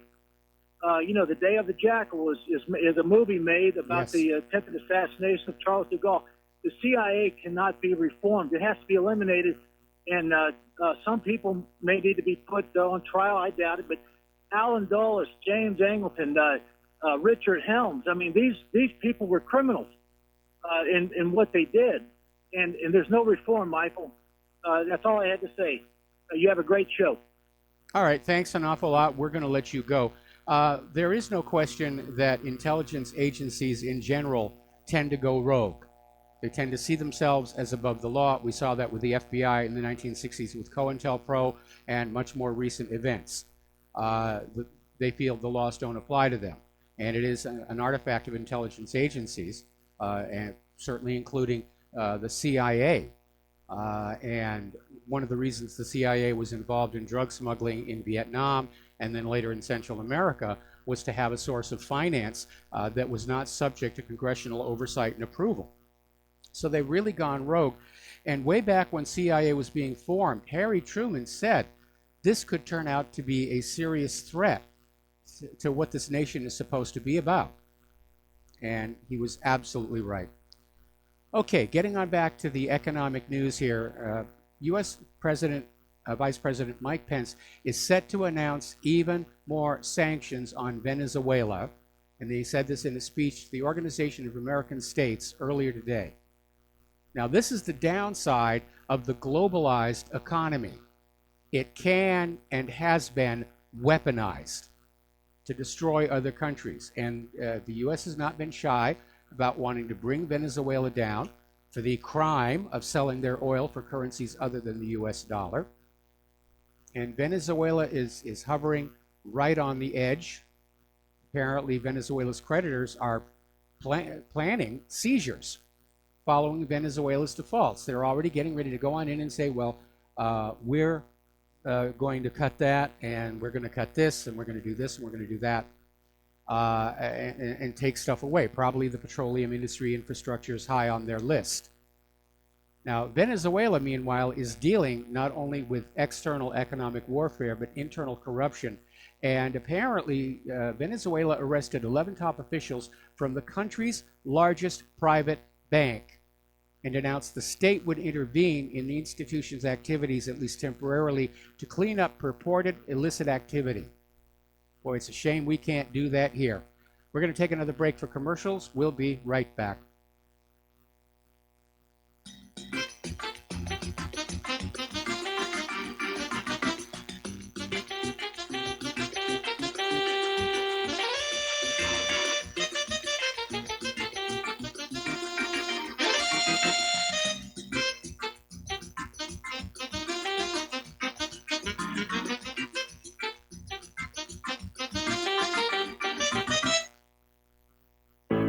Many people tell us about their experience with Extendivite. Just listen to what Glenn has to say. Prior to taking it, I had diabetic neuropathy. The Extendivite reduced that significantly. Acid reflux was reduced. I had athlete's foot, very severe. Trimmed that down to about 75%. Dandruff, almost completely gone. I had occipital neuralgia at the base of my skull. I was having migraines, reduced by about 90%. Heart palpitations, my heart would kind of stall out. I would skip a beat. Very uncomfortable. And when walking from downstairs going to sleep, by the time I got to the bedroom, which is just one flight of stairs, my heart was pounding, coming out of my chest. My vision was blurry. This completely solved that problem. Great product. Thanks. Tell us your story. Get Extendivite today. Call 1-877-928-8822 or visit heartdrop.com. Extend your life with Extendovite. For the past 14 years, it's been my privilege to host the National Intel Report on RBN, to offer a platform to interview exceptional guests, provoke critical thought, and examine evidence, whether real, fake, or somewhere in between, and allow our audience to call in and participate with your input and questions in order to help us all reach an educated decision and arrive at our own truth. Our world has changed. It's now been turned on its head. Real is now considered fake, and mainstream fake is now pushed as real, rather than any clear thinking, consensus, or rationale. Those few remaining beacons of light, the ones still shining through the mainstream media lies, propaganda, and deception, are being viciously attacked at every level through attempts at censorship, threatening advertisers, jailing hosts, and even killing journalists brave enough to speak the truth to you. We are in a war for our very freedom and existence, and through these despicable acts, freedom haters, collectivists, and communitarians have shown that they will stop at nothing to blot out these last few beacons of light. Truth is becoming increasingly more difficult to unmask, just as the term unmasking itself is spoken by those usually anonymous sources. They promote their lies, wishing to mask the truths by ignoring it, vilifying it, or conspiratorializing it into a black hole abyss. Regrettably, RBN has reached the tipping point, and through internal audit and actuarial review, it has now been determined that the only life raft of survival to this network is to go the way of PBS, that being audience-supported. Like a cornered animal, the left with veracity is pulling out all the stops with every effort to effectively blacken our beacon forever. Help us, folks. Help yourselves. Don't let our light stop shining. Our motto has always been, because you can handle the truth. It's time to review your budget, folks. If you want the truth to keep flowing through RBN, go to republicbroadcasting.org and become a regular monthly donor of $30, $40, $50, or $100 or more a month and ensure you keep the truth flowing. Well, they're stealing down on Wall Street and in Washington too. It makes me wonder, what's a guy on Main Street to do? Always tried to be an honest, upstanding kind of guy. I must admit lately, I thought about giving something else a try. Oh, I want to be a pirate. I want to sail the seven seas, yeah, I want to be a pirate. And aloha, America. Welcome back to our show here. And again, for those of you who would like to support Republic Broadcasting, and we do need your help, the postal address to send a check or money order, or if you prefer anonymity, cash, is Republic Broadcasting Network, 2251 Double Creek Drive, number 302, Round Rock, Texas, 78664. The phone number, if you want to pledge to be a recurring subscriber, is 800-724-2719, extension 03. And a reminder, the front site promotion has been extended through June 2nd.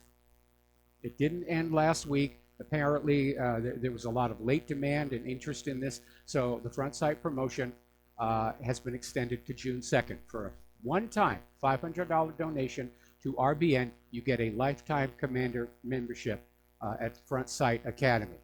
And it looks like a sweet deal. If I lived anywhere on the west coast of the U.S., I would take advantage of it myself. All right, so let's get on back to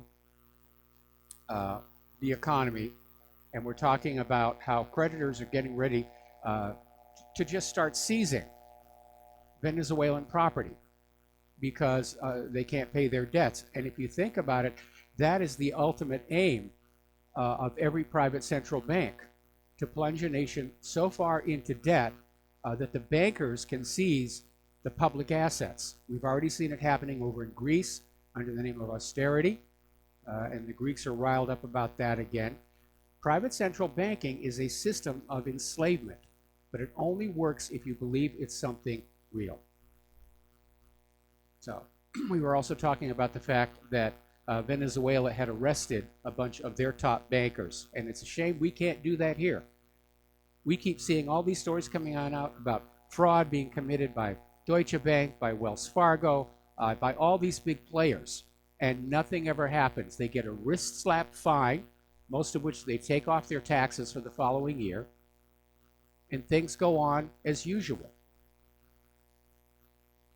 Now, China has halted all orders for U.S. soybeans due to the trade tensions. And they are now going to be obtaining their soybeans mostly from Brazil, which is a huge producer of soybeans. And they may be non-GMO as well. And China does not like GMO anyway. But apparently, China is going to be sourcing from Brazil and Canada, mostly Brazil. And a lot of experts did predict that Brazil would be one of the beneficiaries of the U.S.-China trade war.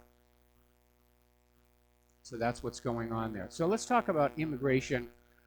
There are a lot of interesting things going on here, and one of them is from actor James Wood, who even though he always plays these bad guys, I have a lot of respect for him. He's got a very high IQ.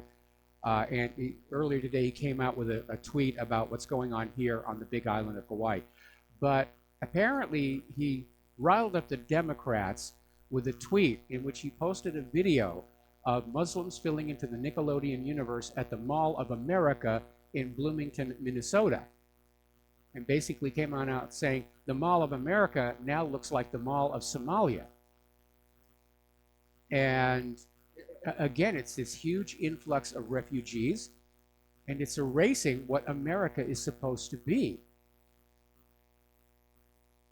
Now, over at Santander Bank, they threatened to close a woman's account after she described Bradford as Curryland to a call center worker. So obviously, ordinary people in Europe, ordinary people here in the United States are really fed up with all of this. We've reached the end of our patience with all of this open borders nonsense. Now, over in North Carolina, 28 illegal immigrants have been arrested for child rape. And that brings the number of child sex crimes committed by illegals this year to 69. Over in East London, there's been another acid attack. This had 3 victims, and no arrests have been made in connection with the attacks. But it's known that acid attacks are a favored form of assault by some of these Middle Eastern refugees, along with knife crime. And this whole mass immigration, refugee, open borders, is just proving to be so bad for the nations. Now, do you remember where there was that caravan of Central Americans headed for the border in California? And Trump said he was going to stop it. Well, apparently, the entire caravan got into the United States, primarily because Governor Jerry Brown did not deploy the National Guard to the border. All right, we're going to take a break for commercials. We've got a caller waiting on the line, and we will be right back.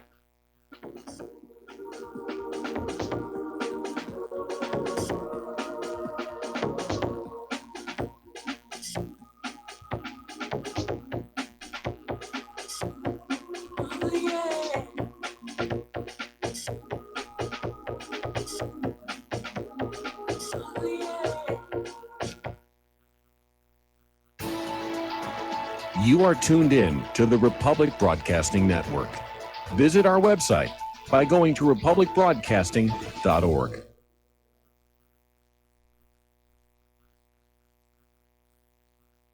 Homeowners, if your lender has gone out of business or sold your transaction to another lender or servicer, you may be the victim of a wrongful foreclosure, resulting in the loss of your home. If you've already lost your home, are in foreclosure, or even in good standing, you can challenge the mortgage transaction's illegal issue, and your property can be restored to you, and your foreclosure can be stopped or reversed, and the mortgage transaction declared unenforceable. State laws, U.S. title codes, the Uniform Commercial Codes, and U.S. Supreme Court rulings have upheld that defective mortgage documentations can reverse or stop foreclosures and enforce property title claims in favor of the homeowner. We are having successes in stopping the process of foreclosure, the enforcement of the foreclosure judgments, the sale of property, and evictions after the sale. We are not attorneys, and we don't give legal advice. We are a professional team of legal researchers, providing forensic mortgage audits and expert witnesses. We have the knowledge to produce the evidence and enforce laws regarding your legal issues. We've been in business for 12 years without a complaint. Consultations are free, and we provide a free title search to confirm if your mortgage has legal defects. Please call 855-253-3748. 855, the number 2, keep it today. So, you love talk radio? Then you'll love TalkStreamLive.com. TalkStream Live is always on, 24/7, with the best streaming talk shows. Find your favorite talkers and discover some new ones. It's free, readily available online or on mobile with any smartphone or tablet. Finding your favorite talk shows all in one place has gotten a whole lot easier. Just go to TalkStreamLive.com. Be sure to download the free apps from Google Play or the iTunes App Store. Do you or a loved one suffer migraine headaches? Listen to what scientist Kurt Hendricks has to say. If you are one of the millions of people who get migraines, you need to know about MigRelief. Hi, I'm Kurt Hendricks, the scientist who created MigRelief, the patented dietary supplement that addresses nutritional deficiencies in adults and children with migraines. Thousands of physicians and pharmacists recommend MigRelief. Call 800-MIG-7354 or visit MIG911.com. Without the right accessories, any guy can be off the mark. Whether you've invested thousands in your arsenal or you own a single trusted firearm, a visit to AROutfitting.com is in order. It's one of the finest online selections of tactical optics and AR parts and add-ons, like EOTech, quick target acquisition with no peripheral loss. Browse the full range of Nikon scopes and binoculars. AROutfitting.com can illuminate your world with Streamlight gun-mounted lights from keychain to large handhelds up to 1,100 lumens. Find some stability with Battenfield tactical bipods. AirOutfitting.com has CMMG gun parts, barrels, assemblies, handguards, part kits, and more. Plus mag-full clips and magazines.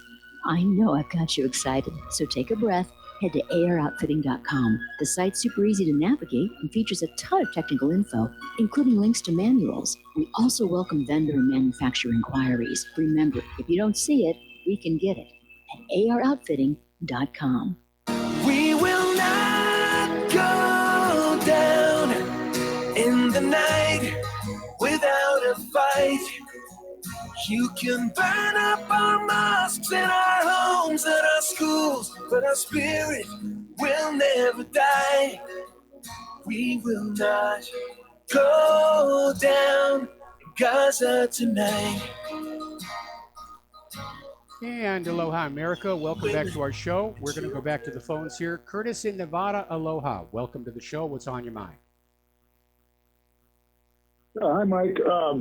I missed the first part of your show, so I don't know if you talked about what's going on, in Hawaii regarding the. Oh yeah, that was right at the top of the show. Okay, so what does it look like? Are you guys secure, or are you going to have to become refugees? Well, again, all the volcanic activity and quakes and everything are happening down on what we call the Big Island, the island of Hawaii, as distinct from the name for the entire state. Claire and I live on Oahu. We're quite a bit away from that. Right now, the VOG is blowing off in a different direction. We've hardly felt any of the quakes this far up, and the only area of concern that we have is that there might be a large movement of land either at the surface of the Pacific Ocean or down along the flanks of the Big Island. There are some large bulges there, which if they were to cut loose, we would see a tsunami. But we live at 440 feet altitude, so we'd be pretty much okay.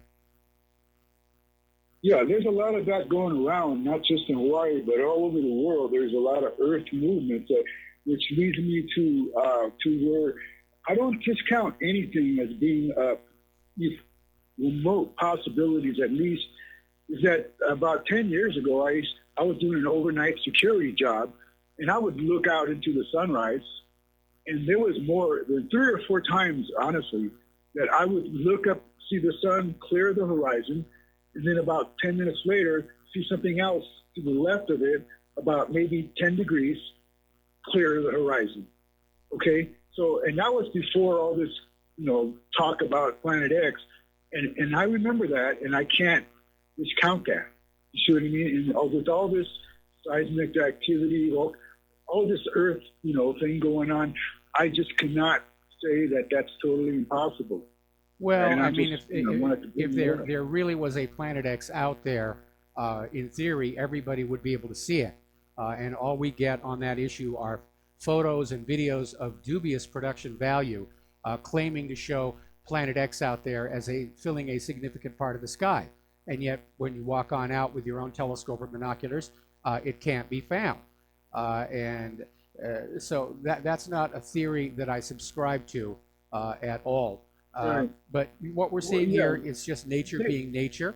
And right now, Hawaii is flooded at one end and on fire on the other end, but Claire and I live in the middle.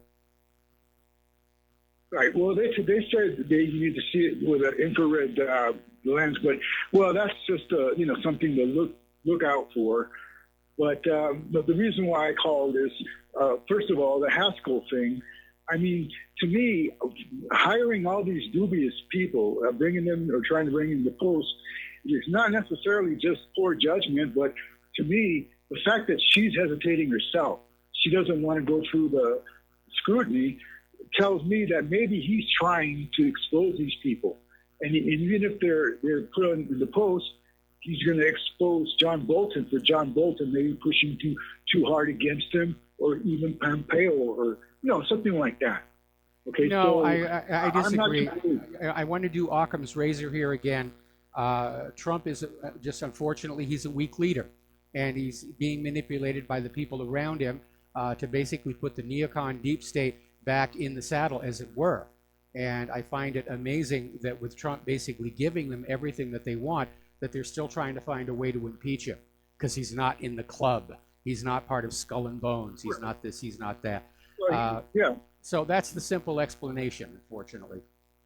Well, okay, Giuliani. Okay, Giuliani has gone out there and he's looked like a train wreck every time they put a mic in front of him, right? I agree. To me, I'm not worried. Yeah, but to me, I think that's a tactic.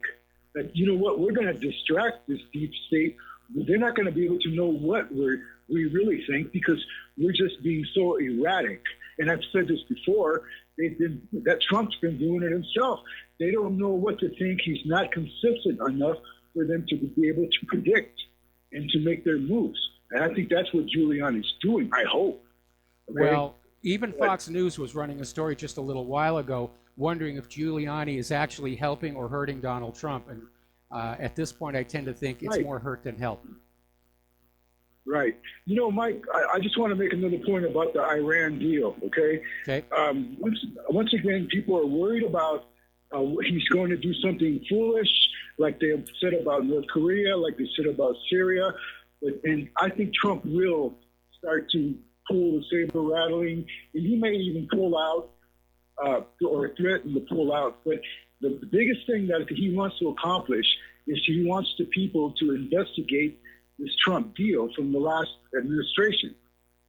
You mean the Obama deal? That's what it is. Because that's where the criminality can be found out. You're going to find Kerry, you're going to find McCain, Hillary, Obama. That's the reason why he wants to put a focus on it. And down the line, the same thing with the economy. He's going to put a focus on that Fed Reserve and an audit. See, Trump is playing chess. And then when the things that he does, people they're thinking at it as a direct checkers move. So that's why they don't understand what he's doing. Well, I have to disagree with you. And I know you're an optimist and you still want to believe that Donald Trump is doing a good job. But I do have to disagree with you. He's trying. I don't think so. I think he's been totally co-opted, controlled, whatever you want to call it. And you know, I'm expecting that tomorrow he will announce he's pulling out of the Iran deal. I think he might. But then at some point they'll say, okay, let's go back and look into it and rearrange or renegotiate. Okay. Well, he's been saying that all I am along. being hopeful. He's been saying that all along. Yeah. He wants the Iran nuclear deal to include Iran's long-range missiles that could reach to Israel. And Iran has already said that was never part of the original deal. And that's where the friction came from. So, Curtis, I'm going to let you go. We're just going to have to agree to disagree on this. I know you're trying to find some indication that Trump is still a good guy, and I'm not saying he's a bad guy, but at this point, he seems to be very weak. He's susceptible to flattery. He's easy to manipulate, and he is being manipulated by everybody around him. Okay. All right, Mike. We'll see what happens.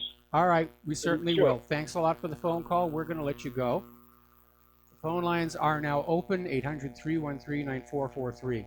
So getting on back to immigration, apparently that entire caravan of Hondurans made it into the United States, primarily because Governor Jerry Brown failed to deploy the National Guard to the border as requested by Donald Trump. And again, mixed signals here. The Trump administration last Friday has said that it's ending special immigration protection for about 57,000 Hondurans, adding them to hundreds of thousands of immigrants from other countries that are losing permission to be in the United States. So this is starting to unwind a little bit. Hondurans will have until January 5th, 2020 to basically find a new home. Now, over in Sweden, a 10-year-old girl was attacked by 3 men after she left school and was on her way home. She was taken to a cemetery in Distervala in Sweden. And this happened last Thursday. And here's where it gets really interesting. The police are refusing to issue a description of the perpetrators. The police investigator, Daniel Nilsson, said, we do not want to publish it in the media. Now, Sweden is one of those countries in Europe that has literally passed laws saying that if a refugee commits a crime, the fact that they are a refugee is banned from publication. And so the fact that the police are refusing to release a description of the rapists who raped this 10-year-old girl tells us already who it was. Now, Gustav Kasselstrand, he's the leader and founder of the New Alternative for Sweden party, has attacked Sweden's migration policy. And he's saying that multiculturalism is a total failure and that it's time to start sending migrants back who don't want to integrate into Swedish society. And he goes on to say the historical experience of multicultural societies basically points to hostility. You don't get good results. You get conflicts and disagreements, which is what's been happening. Down in Australia, they have 1,300 people in their refugee camp, and they're facing a problem in that they can't find any other nation willing to resettle these asylum seekers. Everybody's just fed up with this whole situation. It's gone on way too long. It's causing all kinds of harm. Now, maybe Australia ought to think about letting some of these people, shall we say, colonize the outback. Australia has a lot of room, and a lot of it looks like where some of these people came from in the first place. All right, let's take another phone call. Kevin in West Virginia. Aloha, welcome to the show. What's on your mind? Hey, Mr. Mike, I hope you're having a great and wonderful day, and I hope Ms. Claire's having a great day, too. Yep. A couple of questions that I have is about Jeff Sessions. My first question is, from him recusing himself, with him not doing anything, can he be arrested for obstructing the entire Justice Department being Attorney General? Yeah, I think he can be arrested for obstruction of justice. At the very least, he could be impeached. And they're already talking about contempt of Congress charges for him, which is relatively minor. Sure. I was just wondering, since there's no action under his part, and like I agree with you, you said before, Larry Clement and I think Tom, also Justice Watch or something like that, would be a great AG. But as, nothing is being done, here's, blatantly open crimes, Uranium One, Hillary's emails. I mean, we can go down the laundry list of crimes. Yep. What is this guy's issue? Or is he, I've asked before, what do they have on him? And since he's not acting, can we call for this guy, for not doing anything, at the least, he needs to be in trouble for not doing anything. I mean, screw the... he should be fired. Trudeau.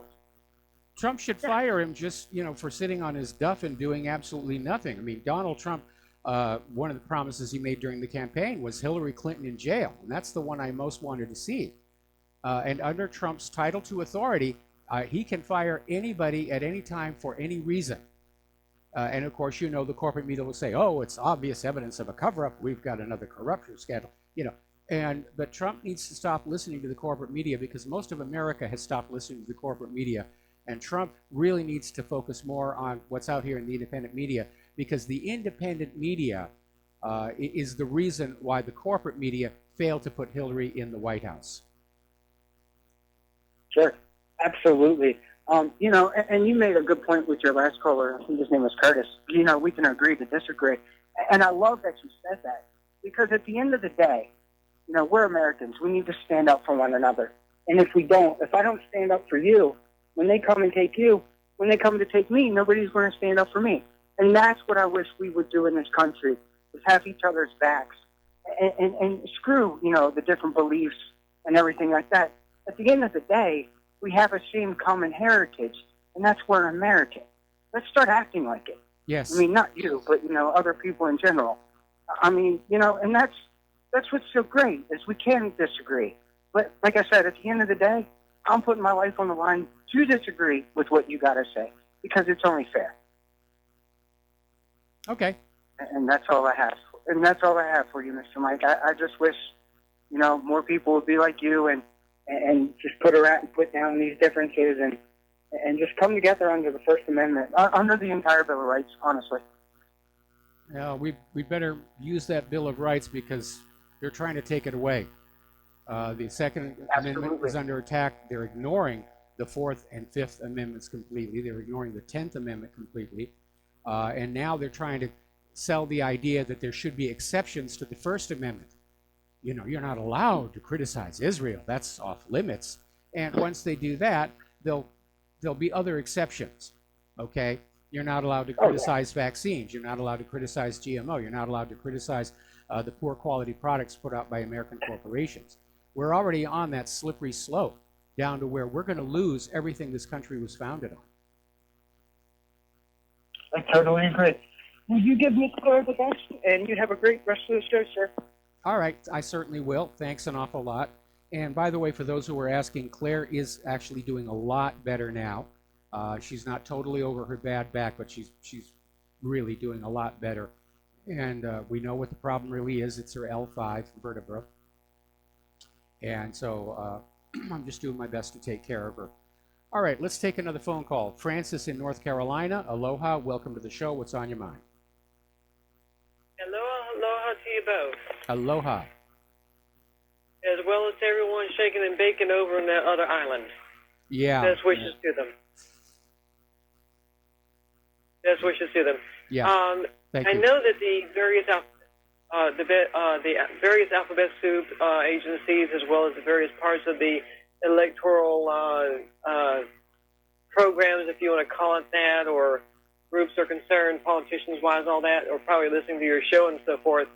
I have a word of advice for them, at least for here in North Carolina. Stop with the bloody robocalls. You're turning me off. If you want a voter, turn the crap off. No more. Enough is enough. you're taking up room on answering service. So get out of my ear. Later. Okay. Yeah, I mean, the robocalls, whether it's politicians or even telemarketing, it's like that do not call list doesn't exist anymore.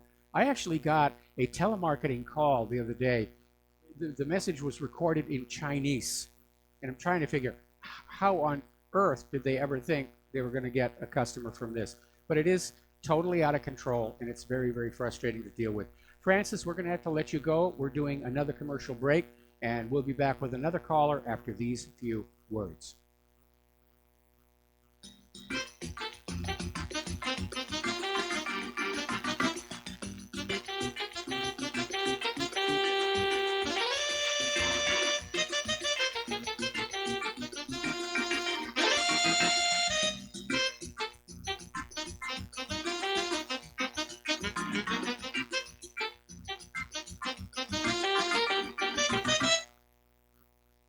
This is too good to be true, except this time it is real. 100%. No joke. How about a $25,000 membership to Front Sight Firearms Training Facility as a thank you bonus for a one-time donation to RBN of only $500? It is a Commander lifetime membership with no yearly fees or dues. The training is free for the rest of your life with over 50 different classes.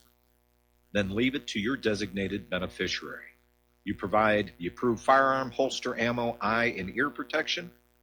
Many features and bonuses are included, more than you would ever expect or believe. This is the ultimate graduation present, wedding gift, etc., etc. See the details. Go to RBN's webpage and frontsight.com to make it happen. May 5th is the last day you will hear this offer on this radio network. Help keep RBN alive. Tell 5. I'm getting older and noticing that my body just doesn't work as well as it used to. So I like to keep fit as possible by hitting the gym a few times a week. Recently, I started having a nagging bicep pain, and it got so bad I couldn't even lift the weights. When I was complaining about it to a friend, he told me about Angioprim. He said chelation helps remove toxins, heavy metals, and cholesterol in veins and arteries that may cause blockages. You know, after just 1 week of taking Angioprim, the pain was gone, and now I'm back in the gym full strength. Scientific research proves the active ingredient in Angioprim has superior oral chelation action that helps promote cardiovascular health. So to learn more, go to angioprim.com. That's ANGIOPRIM.com, or talk to a trained consultant. Call Angioprim toll-free at 877-882-7221. You'll feel better with more energy. Call 877-882-7221 or go to the website angioprim.com. Hi, folks. CBD is the home run hitter for health right now. Why, you ask? Because of what it does for the body. Unfortunately, I can't tell you all about the benefit. You know, there's reasons. Do your due diligence and log on to ancientlifeoil.com. That's ancientlifeoil.com. Ancient Life Oil uses organic ingredients and is blended in coconut oil for some of the best benefits. Legal in 50 states and non-psychoactive. Log on to ancientlifeoil.com. That's ancientlifeoil.com. Do you worry a lot? Whether you're a college student, busy professional, parent, or grandparent, ongoing stress and elevated levels of the stress hormone cortisol can rob your memory, your health, and your future. Now you can combat the effects of stress and anxiety while improving your memory and recall at the same time with the dietary supplement Calm and Clever. Studies show that the ingredients in Calm and Clever reduce cortisol by as much as 30% in 1 to 2 weeks. Call 1-800-758-8746 or calmandclever.com.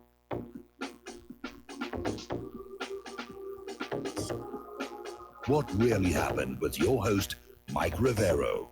Join Mike on the air. Call toll-free 800-313-9443. 800-313-9443. And aloha, America. Welcome back to our show. We're going to go right back to the telephones now to Sherry in Texas. Aloha, Sherry. Welcome to the show. What's on your mind?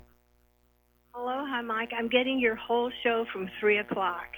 I started at 3, and I thought this must be a repeat, but it wasn't, so I'm back.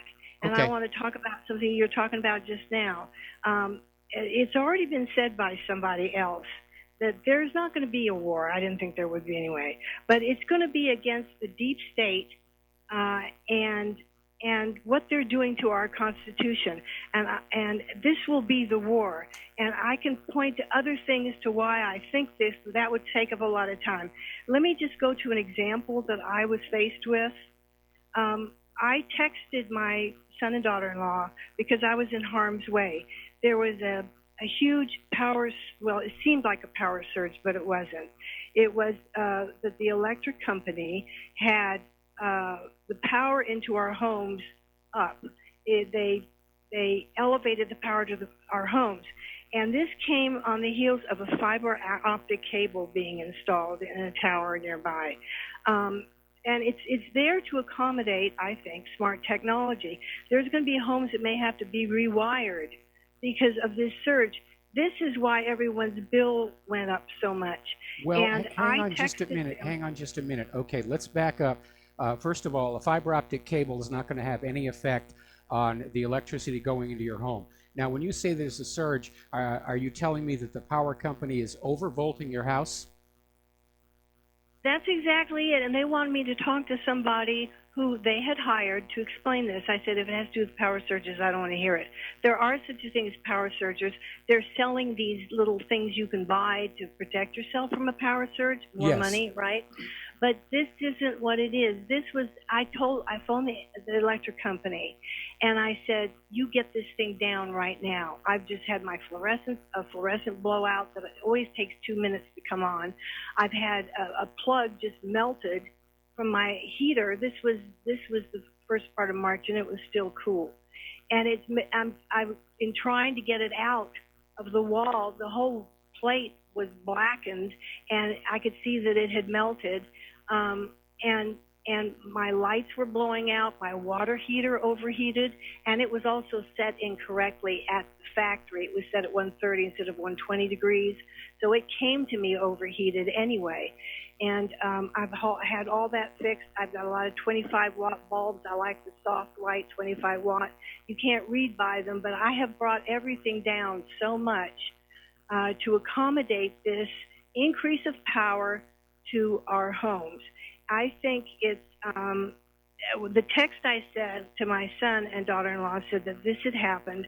I feel like I'm in harm's way, but I have talked to the utility company, and they're going to do something about it. And they came down immediately, and I tested it with the fluorescent that was in the kitchen, flicking it on, and it came on with a little flicker instead of boom, like the sun's just above you. You know, it came on so strong, and it came on with a little flicker. That's kind of normal. I barely ever use it because it's not good to work under those things. Okay, but well, you Sherry, have to know. Sherry, okay. My text was refused. My Sherry? text was refused. The Okay. company wouldn't let me send it. Sherry, we have to let you go for station identification. My advice to you is get an electrician, a trained professional electrician to come in and check out your home and make sure you're getting the correct voltage out of the wall, because what you're describing to me doesn't make a lot of sense. So we're going to take a break here. We'll be right back after these few words.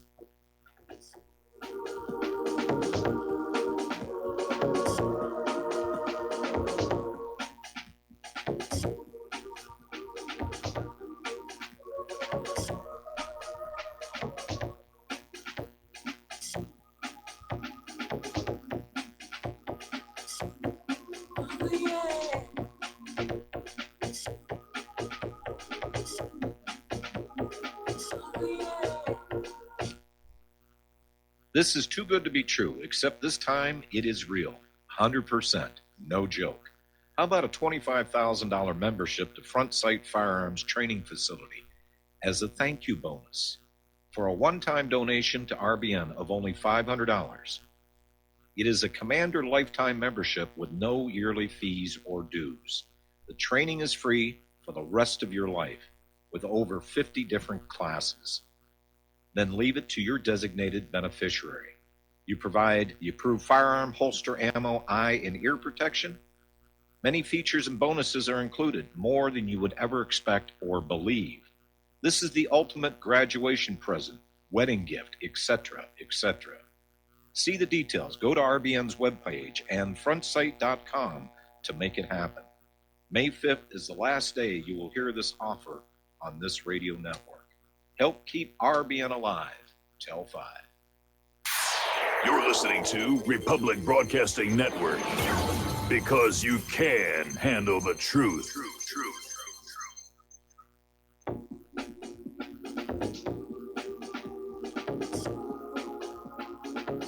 What really happened with your host, Mike Rivero? Because World War III is a really bad idea.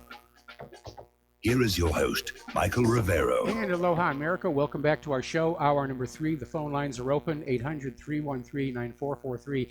And again, a reminder, the Front Sight Academy promotion has been extended to June 2nd. So the May 5th thing has gone away. It's June 2nd, so you still have a chance to take advantage of this wonderful deal. All right, we're going to go back to the phones. Lisa in Pennsylvania. Aloha, Lisa. Welcome to the show. What's on your mind? Hello, Michael. I hope you're doing well today, or as well as can be expected. I'm glad to know that you're out of the danger zone in terms of that volcano. Yes. The reason why I'm calling is I'm starting to get a little depressed and lose faith in humanity due to this Russiagate BS story that it seems like people who used to have discerning minds and really look into things are just buying it. And I'm wondering, can you give us any hope in terms of, do you think this is ever going to be brought to light that it was a made-up thing? Or, give us some hope, would you? Well, you find your hope where you look for it, but the reality is we have brought it to light, and the polls are showing that the majority of the American people do think this is all a witch hunt. And I'm very glad to see that we have these now 3 federal judges who are out there basically telling Mueller that if he can't come up with some hard factual evidence, they're just going to throw out all these lawsuits. And so I think very, very few people are still drinking the Kool-Aid from the corporate media. That's certainly my experience just talking to people around here.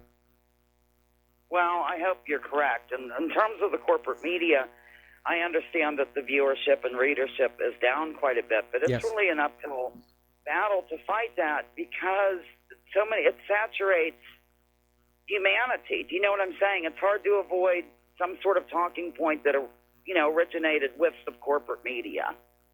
So I usually just try to encourage people to shut off that TV and look at alternative media outlets and get rid of the Washington Post and things like that, which has clear CIA connections, and nobody seems to care.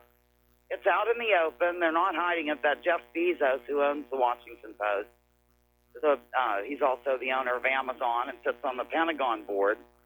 But still people trust the Washington Post, or as you say, what do you call it? The Washington Compost. There you go. Anyhow, I was just a little bummed out, but I guess you're right. Now that you mentioned those judges, I had kind of forgotten about that. So maybe when they're asked to produce evidence and cannot, this will finally come to an end. Well, I certainly hope so. And, of course, one of the judges wants to see the original unredacted scope memo that Rod Rosenstein wrote for Robert Mueller and find out if Mueller really did go off the reservation, which obviously he did. His mandate was Trump-Russia collusion. They found absolutely nothing, so Mueller's going after Trump's associates. They're so desperate to find something that they can tarnish Trump with. They're dealing with this porn star, Stormy Daniels. Right. And her face is plastered all over the place. She's getting her 15 minutes of fame. And I'll be very honest, I'm sick and tired of hearing about her. Oh, me too. Me too. Okay, well, that's all I have. Thank you. Actually, you did sort of brighten things up here, so I appreciate it. And thank you for taking my call. Well, thank you for the call here. And, how we get this out there is that we all talk to everybody we know, or we email them. Don't bother with social media. That's already totally filtered. But they can't put a filter over your mouth. And so you just talk to people, everybody that you meet, and just, anybody who gets up there and says, oh, no, our government would never do that, and just, remind them that we were lied to about Iraq's nuclear weapons. And if they're still on the defensive, then you're probably dealing with an undercover informant, and there are, unfortunately, a lot of these lowlifes permeating our society. All right, let's go back to the phones. Lenny in California, aloha. Welcome to the show. What's on your mind? Hey, Mike, how you doing? Doing fine. Hey, listen, I was driving home and I was listening to the earlier part of your show. And as far as Venezuela and the more sanctions that have been announced against them, it was more than likely the arresting of the bankers that got the sanctions brought against them. Okay, because sanctions have been against them anyway, and they've been making deals with people like India and China, and to sell the oil and the cryptocurrency in order to keep their system going. But in my humble opinion, it was the arresting of the bankers that got them sanctioned more. As far as Macron and the EU saying that Assad can now stay, all right, and they don't care what the U.S. does as far as the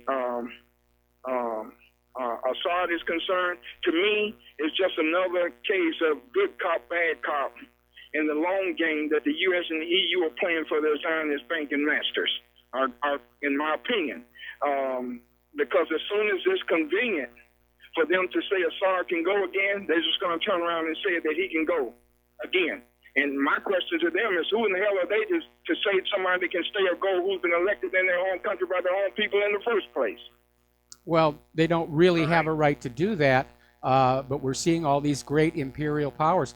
We're literally going back to the age of colonialism. Well, that's what they're trying to take it back to. But can you blame a man who's being lynched for struggling to stay alive? And that's what these people are doing, and I don't blame them. All right? Now, I want to get to what I really wanted to talk about was the parliamentary elections in Lebanon.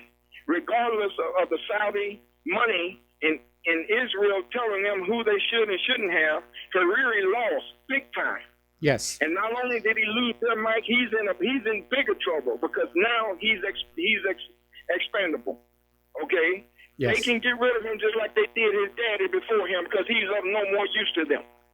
All right? And the people chose the strength and honor of Hezbollah, who took 67 of the 128 seats in the parliament.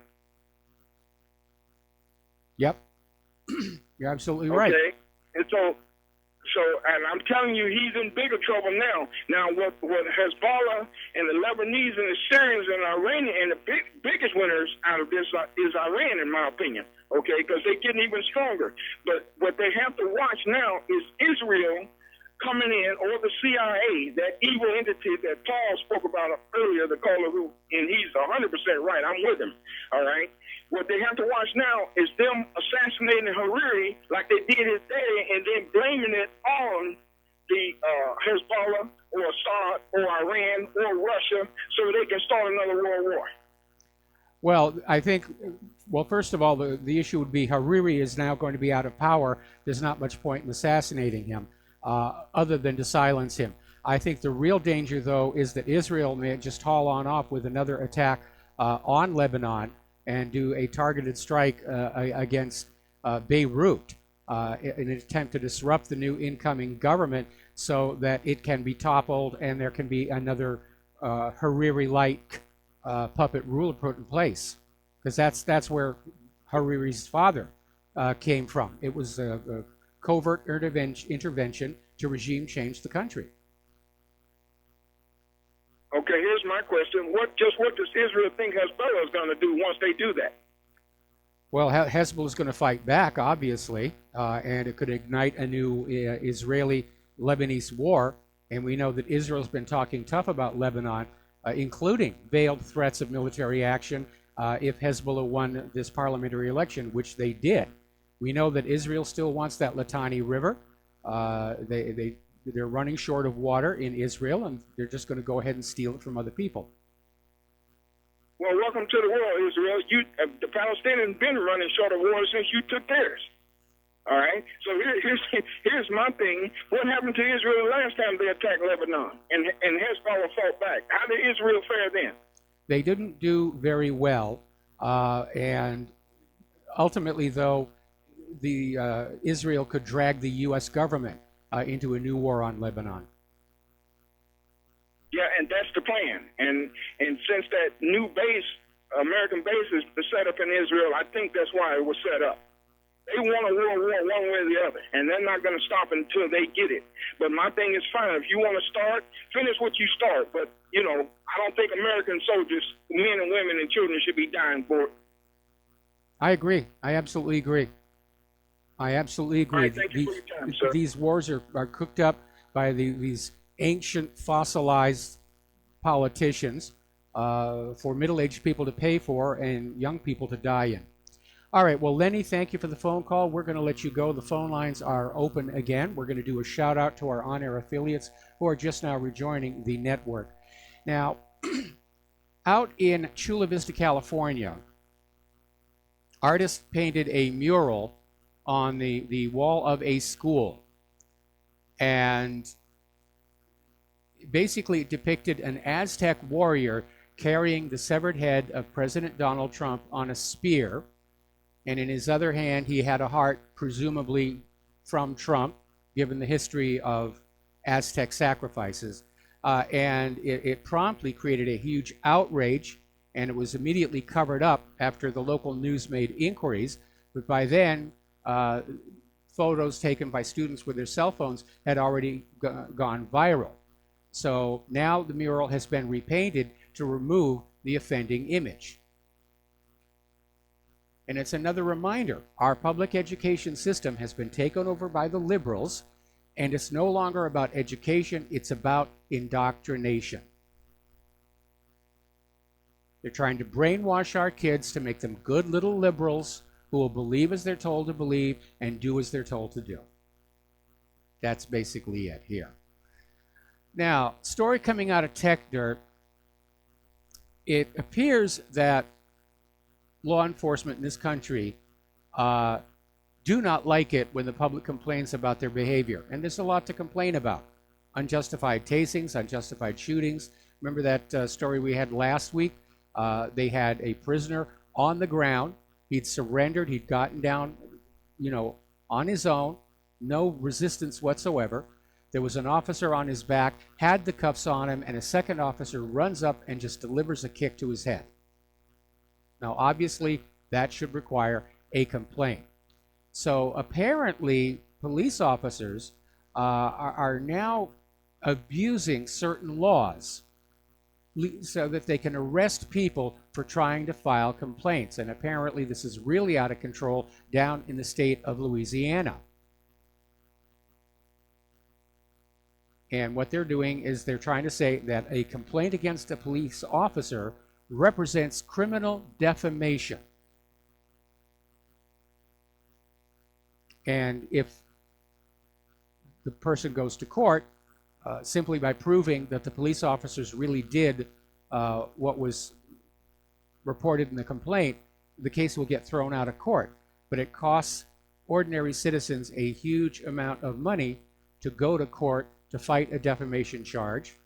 And of course, the police are getting funded by the police union and the police departments. So it doesn't cost them anything. This is another example of a practice called lawfare, where you just sue people in order to bankrupt them. Not because they did something wrong or that you think you're right, it's just getting rid of them by suing them into bankruptcy. And that's becoming a growing phenomenon in this country as well. Well, a little bit of good news over at Citizens Free Press. There was a 70-year-old grandmother was at home, and this guy broke into her home, and she used the gun that she had pretty much for the first time. Wasn't really trained up, but she shot the guy. That's how you use your Second Amendment rights. Apparently, Lieutenant Colonel Oliver North, remember him from the paper shredding and everything. Apparently, he's going to be the next president of the NRA. And I don't know that that was absolutely the best choice NRA could have made, but that's where they're going with that. Now, U.S. actress Alyssa Milano went to an anti-NRA protest and has been denounced as a hypocrite because she went there surrounded by armed guards as personal protection. So that's the message it sends. Ordinary people can't have guns. I need guns because I'm special. I'm an actress. I'm famous. I have to be protected. Now, over in Queens, New York, police raided a home, and they found a small arsenal of guns and ammo. Officers hauled off 16 rifles, a crossbow, 13,000 rounds of ammunition. They took it from a man named Keith Harvey, who's 44, and he works as a contractor.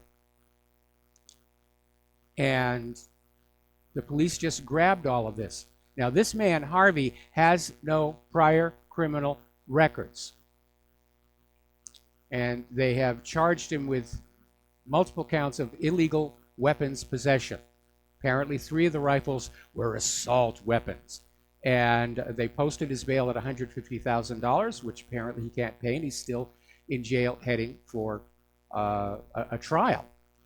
Now, Harvey's neighbor, Joe Russo, said there's no reason for all this fuss. The allegations are insane. He's a gun collector. He got the bug from his father. Most of the weapons that Harvey had been left to him by his father. But the police wanted a nice spectacular target. Ooh, look at all the guns we got, which was what led the BATF to make that disaster down in Waco. So they just came on down, and law-abiding citizen's house, they broke on in, took all of his guns, thrown him in jail. We're going to make an example. We're going to send a message. Well, there's another message, and this has to do down with the confessed Marjory Stoneman Douglas High School gunman. And he had made reference to something called promise. And it turned, the Broward school district officers were denying for week after week after week that Nicholas Cruz had any special treatment for his past criminal endeavors. Now they're admitting that yes, that Nicholas Cruz was assigned to this controversial disciplinary program. And basically, instead of jail, you have to go to this so-called promise program for a 3-day stint. And apparently this program was instituted by the Obama administration to balance out campus arrests and reduce the number of minority arrests to make everything kind of equal. So Cruz had referred to promise after he vandalized a bathroom in the middle school on November 25th, 2013. I think this guy was spotted and groomed to be a shooter.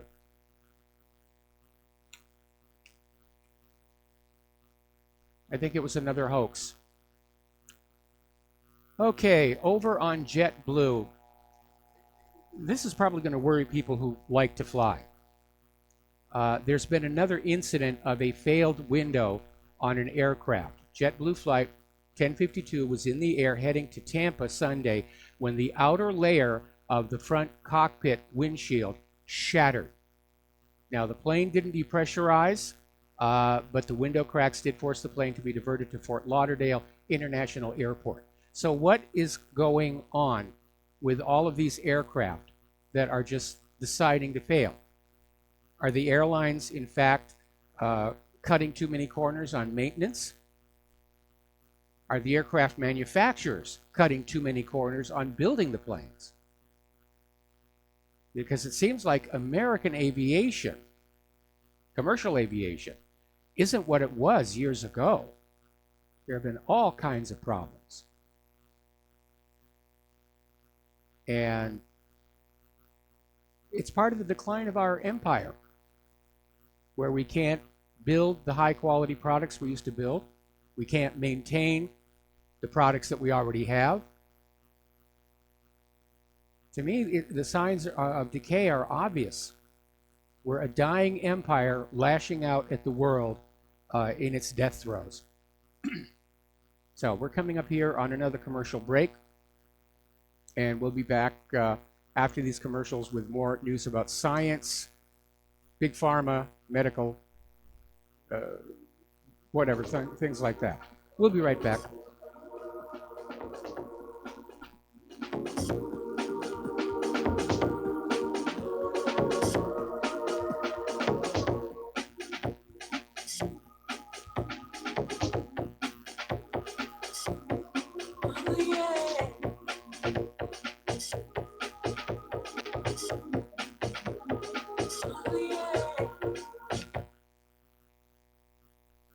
Many people write us about their experience with Extendivite. Allow me to read a few from Amazon.com. Dr. Sam Serino reviewed the Extendivite product. Good ingredients, feeling much better since taking product. It seems that the tablets work well. Once again, thank you for your product. My acid reflux has really improved thanks to the Extendivite. Together with my thumb joints, the pain is gone and I'm able to grip things much better. My friend has peripheral arterial disorder and their lower legs were hurting in a red color, but thankfully there has been a significant improvement. Kind regards, Janice. My husband feels a big difference using Extendivite. Thank you. Tell us your story. Get Extendivite today. Call 1-877-928-8822. That's 1-877-928-8822 or visit heartdrop.com. Extend your life with Extendovite. As a listener of RBN, you're surely concerned about being informed and being ready for whatever may come. Please consider the following questionnaire as a soul-jarring wake-up call. If you answer no to more than 2 of these following questions, you probably aren't going to make it through any major disruption in our country. The questions were compiled by people that have been there. Are you really ready? Do you own your own firearm for the primary defense and protection of you and your loved ones? Have you ever been professionally trained to stand against life-threatening behavior?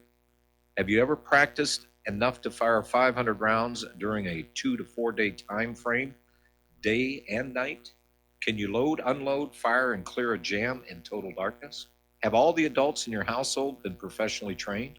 Are you, life and death, comfortable with your abilities with pistol, revolver, shotgun, and rifle? Are you aware that everything that you do to prepare for an emergency is a waste of time, money, and energy? If you haven't owned your abilities to their highest level to protect and keep what you have, do you have the repair parts that will most likely be needed for each of your firearm, and do you have the ability to install those parts? Could you completely clean every firearm you own? Are you aware that your body won't go where your mind hasn't been? In other words, without proper training, followed by regular practice, you probably will not win a gunfight. Well, how did you measure up?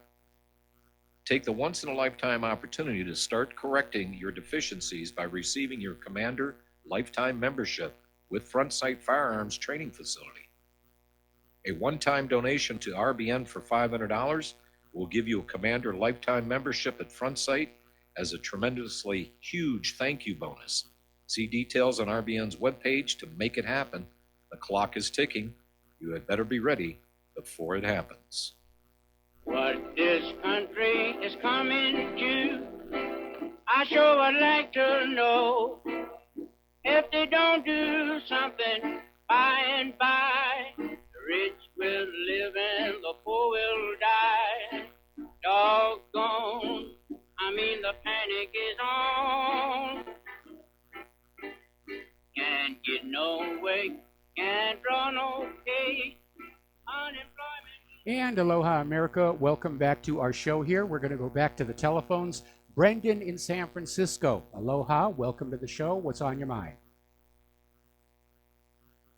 Hey, Mike. I was watching some YouTube videos last night, and I came across an interesting video regarding people that are involved in these shootings are hearing voices. And the woman went through a laundry list of the past recent shootings, and each one of the suspects had claimed to be hearing voices. So I just continued watching the video, and they spoke about how there's the technology available. That's not why I'm calling. The reason I'm calling is because she referenced the shooter from Alaska that flew to Florida, and his name was Santiago Castillo. And watching the video, they show mainstream media interviewing who other than Sheriff Israel. Now, Sheriff Israel is the sheriff that called the stand down at the Parkland School. And I just thought that was just a little too coincidental, and I wanted to bring that to your attention. The video that referenced it was quite interesting on its own, but the reason I'm calling is because Israel had his fingerprints all over the guy that flew down from Alaska. Do you remember that? They gave him his firearm back after he I remember claimed that. to be hearing voices. This is getting a little too cute. And I thought we could try to connect some more of these dots, but I had to share that with you. Yeah, well, Sheriff Israel is in a little bit of trouble. Apparently, the local police union held a vote, and it came on out that all of the Parkland law enforcement have lost all confidence and trust in him. Plus, apparently, he is now being sued for negligence of duty by one of the parents of the children who was shot at that school, although because of prior legal precedents, I think that case will not have a happy outcome for the plaintiff. Right. Well, it'll be interesting to see how the rest of that plays out, because that guy obviously has photos with Hillary Clinton. He's a Democrat, and he's probably some form of deep state. I hate to use that term. In fact, I'm kind of tired of deep state term, but he's entrenched for sure. Well, you know, a lot of high-level police officers are approached and recruited by CIA.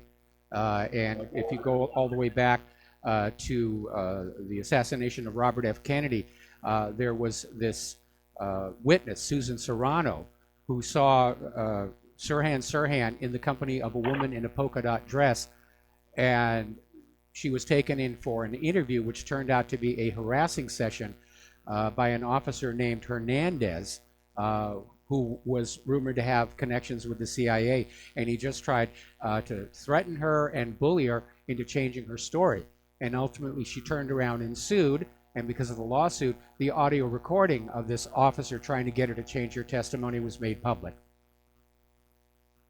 Right. I actually heard her testimony, and she kept insisting, no, that's not what I saw. And they just berated her and bullied her. And I mean, it's like we are living in a Nazi Germany. In fact, one of the videos that I was referencing to on this call, they're saying that the Nazis never went away and that they've actually expanded, and they are well entrenched in our government, actual Nazi descendants. And this is just a continuation. I guess Rome was the first Reich. Hitler had the third. I don't know if we're in the fourth, but man, oh man, past this prologue, I've said it before. I mean, we just need to see what's coming. I agree. Joel Skousen said that the Patriots, or the so-called conspiracy theorists, are going to be the new Jews. We are going to be the ones that are going to be genocided based on our beliefs and not being able to be reprogrammed. That's Joel Skousen said that. Well, anything is possible. In these evil times, I wouldn't put anything past this government. If they think they can get away with it, they're going to do it. And I imagine they're in a state of panic right now because they've lost the ability to control the American people with propaganda. They've run out of money. The American people have no more to give. The American people are not supportive of government policies, and we're all clamoring for arrests to be made in all of these political scandals. So, right, it's not going to happen. Are you covering any of this 5G that's coming at us? Because I believe that's going to be the new control mechanism. They're just going to poison us. I am not optimistic, and I hate to say that, but with the release of the 5G and the wavelength of that microwave, it's pretty telling. I mean, they're just going to bomb us with that, and I don't know where to go from there except Tibet or something. Well, again, I think the concern over 5G is being overblown, like ClimateGate was. I think it's being put out there as a distraction to people to keep them from looking at what they should be looking at. And we're seeing a lot of that stuff. Anyway, listen, Brandon, I need to let you go. We got to take another break for commercials, and we will be right back.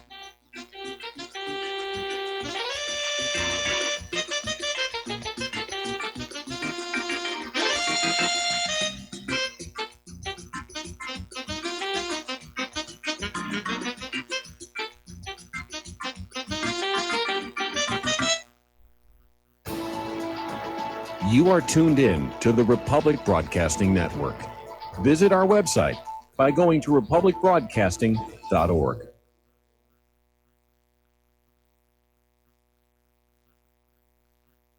Do you or a loved one suffer migraine headaches? Listen to what scientist Kurt Hendricks has to say. 35 million people in the United States suffer with debilitating migraines. If you or a loved one are one of them, you need to know about MiGrelief. Hi, I'm Kurt Hendricks, the scientist that formulated and patented the MiGrelief migraine formula. MiGrelief is a non-prescription dietary supplement recommended by neurologists, pharmacists, and pediatricians to address nutritional deficiencies in both adults and children over 2 with migraines. Try MiGrelief for 3 months and see the powerful difference it can make in your life, or get your money back, no questions asked. Go to MIG911.com or call 800-MIG-7354. You can change your life today. So if you suffer from migraines, don't wait. Call 800-MIG-7354. That's 800-MIG-7354. Or visit MIG911.com. Hey, honey, I'm home. I grabbed a newspaper on the way home. Look at all the news today. Don't you know that all you're going to get in the newspaper is propaganda, twisted news, and false information? Honey, this is a national newspaper. It has to be true. Ha! For some reason, the majority of the population believe anything the mainstream media tells them. The newspaper doesn't give out the important attention of what's happening to this country and news that affects our daily lives. Say, does that newspaper mention anything about the North American Union? No, not that I can see. I didn't think so.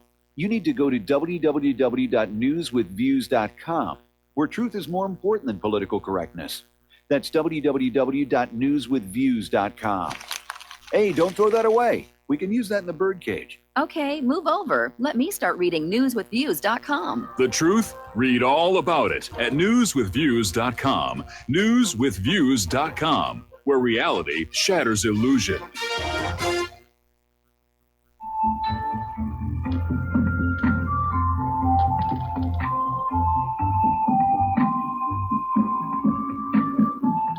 Do you know there is an ongoing war right here in America?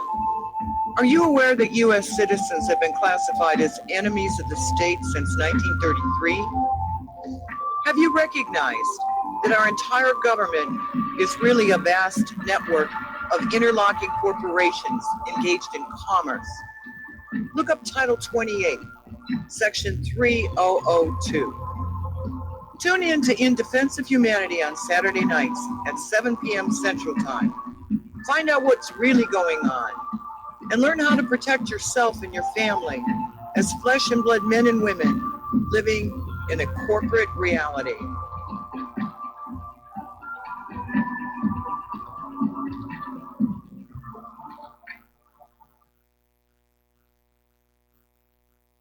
Some are maxed out all their credit cards. Some are working 2 jobs and living in cars. Minimum wage won't pay for a roof, won't pay for a drink. If you gotta have proof, just try it yourself, Mr. CEO. See how far $5.15 an hour will go. Take a part-time job at one of your stores. I bet you can't make it here anymore.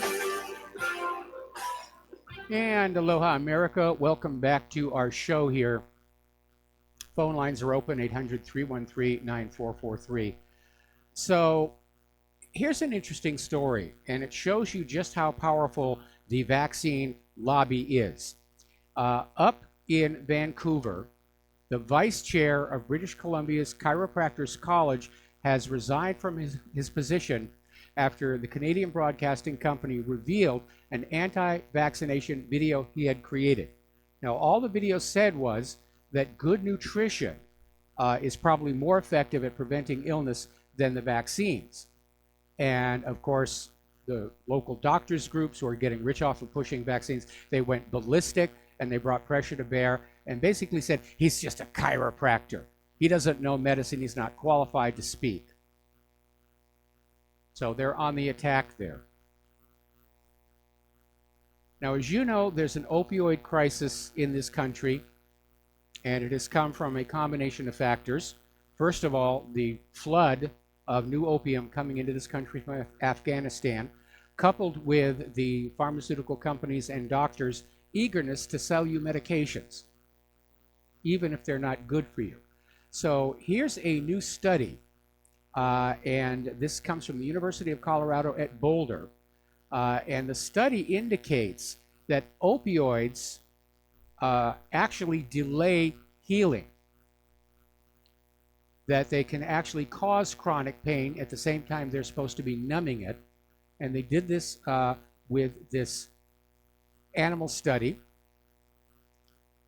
And they found that rats given repeated doses of morphine experienced inflammation and pain for 3 weeks longer than non-medicated test subjects.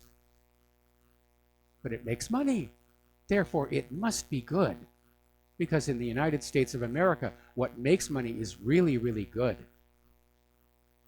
And all those whiners about physical harm, they're just whining. Pay no attention to them.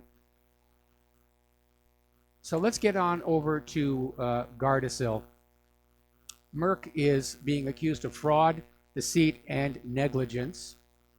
And there is a lawsuit now that is basically showing Merck's aggressive agenda to increase HPV vaccine uptake rates despite causing thousands of severe injuries. It's hitting this court case alleging blatant corruption. Now, according to the World Health Organization's VIGIA Access database, as of April 9, 2018, a total of 85,329 reports of adverse reactions have been filed regarding the HPV vaccination. These reports include 37,699 reports of nervous systems disorders, 2,450 cardiac disorders, including 38 cardiac arrests, 533 reports of postural orthostatic tachycardia syndrome, over 3,200 reports of seizures or epilepsy, 8,453 syncope, and 389 deaths. This is one of the most dangerous vaccines out there, and they're pushing it and pushing it. Now they want little boys to take it, even though boys don't get cervical cancer. It's all about marketing. It's a very expensive shot. The practitioners get half that money. They're financially incentivized to chase you around the room with that needle. Now, last week we reported on this story where people who have been studying HPV are reporting that ever since these HPV vaccines have come on the scene, the number of cases is starting to rise alarmingly. It's kind of like autism. Pre-vaccination, very rare disease. Now we're getting all these vaccines shoved at our children, and I think the current number is 1 out of every 64 children will be somewhere on the autism disorder spectrum. And now the same thing is happening with these HPV vaccines. They start putting them on out in there, and for some reason, along with all the harm they're doing, HPV is now on the rise.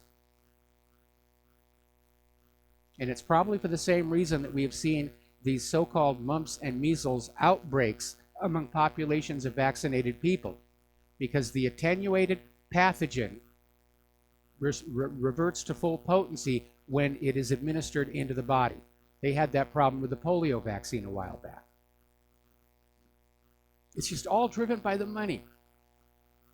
It's all driven by the money. It's greed and a complete disregard for our fellow human beings, and that has got to stop. Now, China just did something rather amazing. It's an amazing piece of engineering. They have just completed the world's longest sea crossing bridge. It is 34 miles long. And they've got it open, they've unveiled it. It's going to be open for regular traffic later this year. But that's an amazing feat of engineering. See, China's investing in infrastructure. They're building up their country internally instead of spending all this money on war. So let's talk about human-caused global warming. Article coming out of ManhattanContrarian.com. Everyone knows that trying to control the climate by reducing CO2 emissions is a joke. First of all, several years ago, NASA came on out, shuffled their feet a little bit, and said that it had been determined that carbon dioxide in the atmosphere actually acts as a coolant. It doesn't behave like a pane of glass in a greenhouse because it captures some of the infrared radiation and re-emits it at a frequency that can escape back out into space. So And you know, this idea about a carbon tax and, you know, little bits of carbon. Take a look at the Big Island right now. That volcano, just since last Friday, has put out more carbon dioxide than all the cars in the United States do in an entire month. There are other sources of carbon dioxide than human activity, but they want you to feel guilty about your component. They literally came out with this absurd idea that natural carbon dioxide is already balanced by natural carbon dioxide sinks. And that's really nonsense. The more carbon dioxide there is, plants will grow more, grow faster, produce more food. But they want you to think that you are responsible for harming planet Earth, and they'll solve the problem for you in exchange for more of your money and more of your obedience. And it's really a religion. The people who are out there screaming about the environment, it's just something that they can feel good about being part of. I'm part of Al Gore's organization. I'm trying to save the world. Turns out they don't really walk their talk. There was a study done by Cornell and the University of Michigan, and it basically found that those who were highly concerned about climate change were less likely to engage in individual actions like recycling and other eco-friendly behaviors. They found that the global warming skeptics, the people who were looking at this seriously and scientifically, tended to be, as a group, far more into recycling, not wasting food, and it's the ultimate hypocrisy. They don't really care about global warming or the environment. They just want your money and more authority over you. All right, let's take a phone call. Mark in Philadelphia. Aloha, welcome to the show. What's on your mind? Hello, Michael. On the subject of what you just brought up a little bit earlier about, compromising of our fellow man, what I've noticed is, a lot of people, people that are in business, I'll pick out one group. A lot of firearms guys will say, catch me on Facebook, or a company that sells firearms or whatever, come on over and find out about us on Facebook. Listen, years ago when I first learned about Facebook, all I had to do was read the agreement, the original agreement, and I said not no, but hell no. And 2 days in, I opted out. Now, I'm not the sharpest knife in the drawer, but so the question is, a lot of people say, well, doing business with PayPal, that's okay. Doing a little bit of business with these companies, and even Amazon showing that they might not be so good for us either. Could they be the enemy in disguise? Oh, but doing a little bit of business with the enemy is okay, especially if it fulfills your bottom line, right? So you want me to come over to your business, and in order for me to come over to your business, I got to compromise my privacy, my information, even my family. In order to do business with you, you want me to do business with the devil. You want me to do business with the enemy. So I guess my question is, Mike, how far do we go,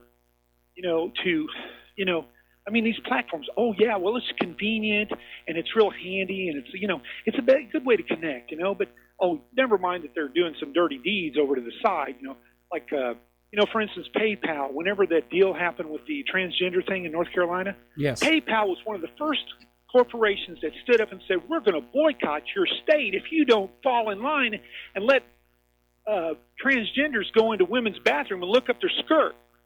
What kind of ridiculousness is that? So we want to support PayPal? Now there's even some hosts on Republic that are saying, oh yeah, PayPal this and PayPal that. I said, yeah, but do you remember what PayPal did?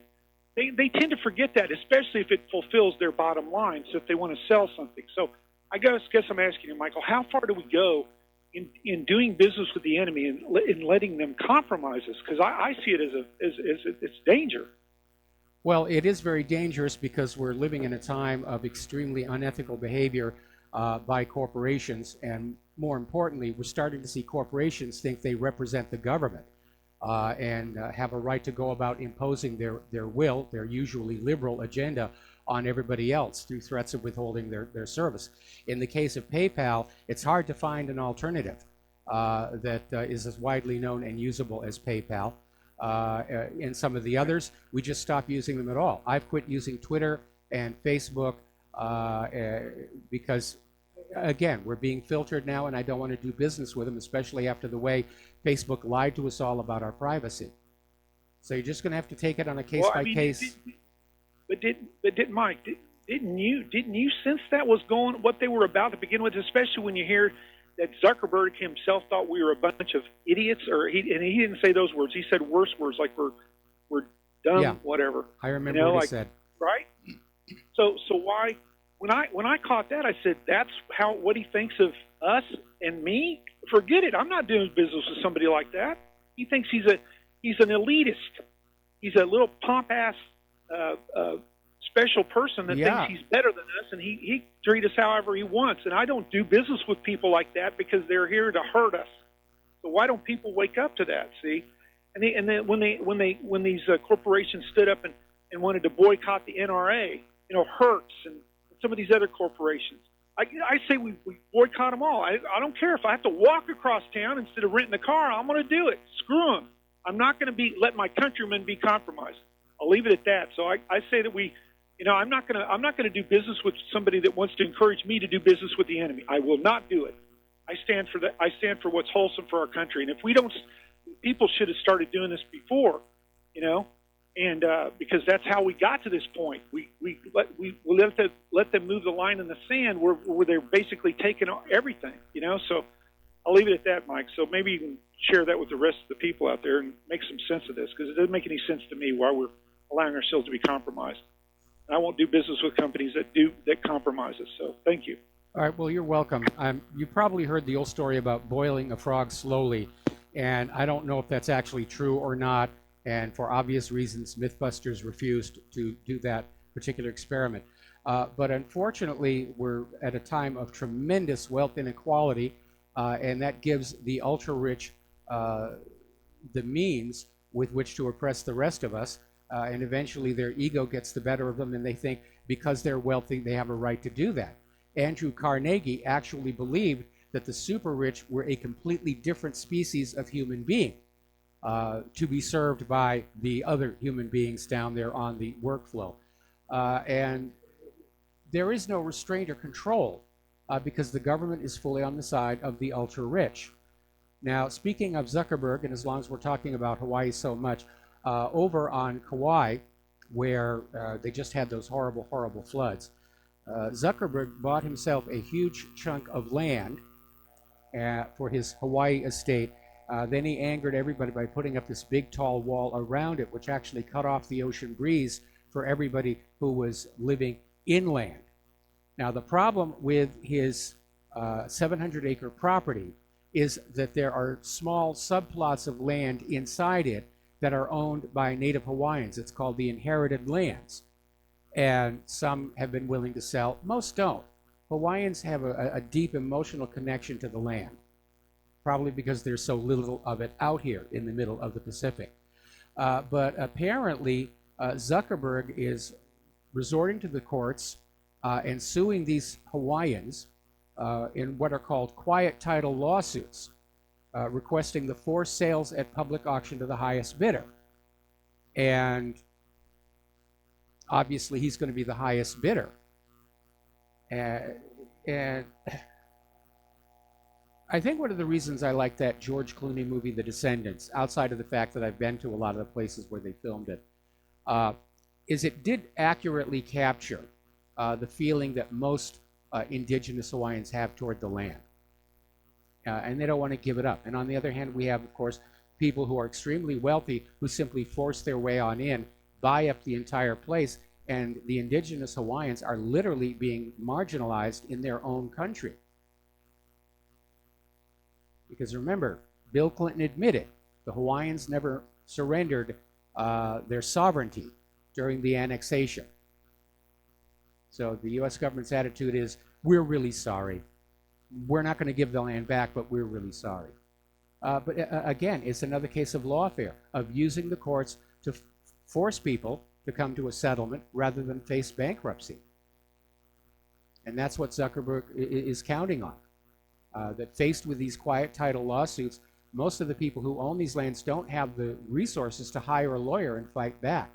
And unfortunately, our state government habitually on the side of the very, very rich people. We've got the founder of Oracle literally bought pretty much all of Lanai. That's now a private little realm, if you will. Okay, we're coming up here on another commercial break. We'll be coming back to the last segment of our program today, so please stay tuned. We'll be right back.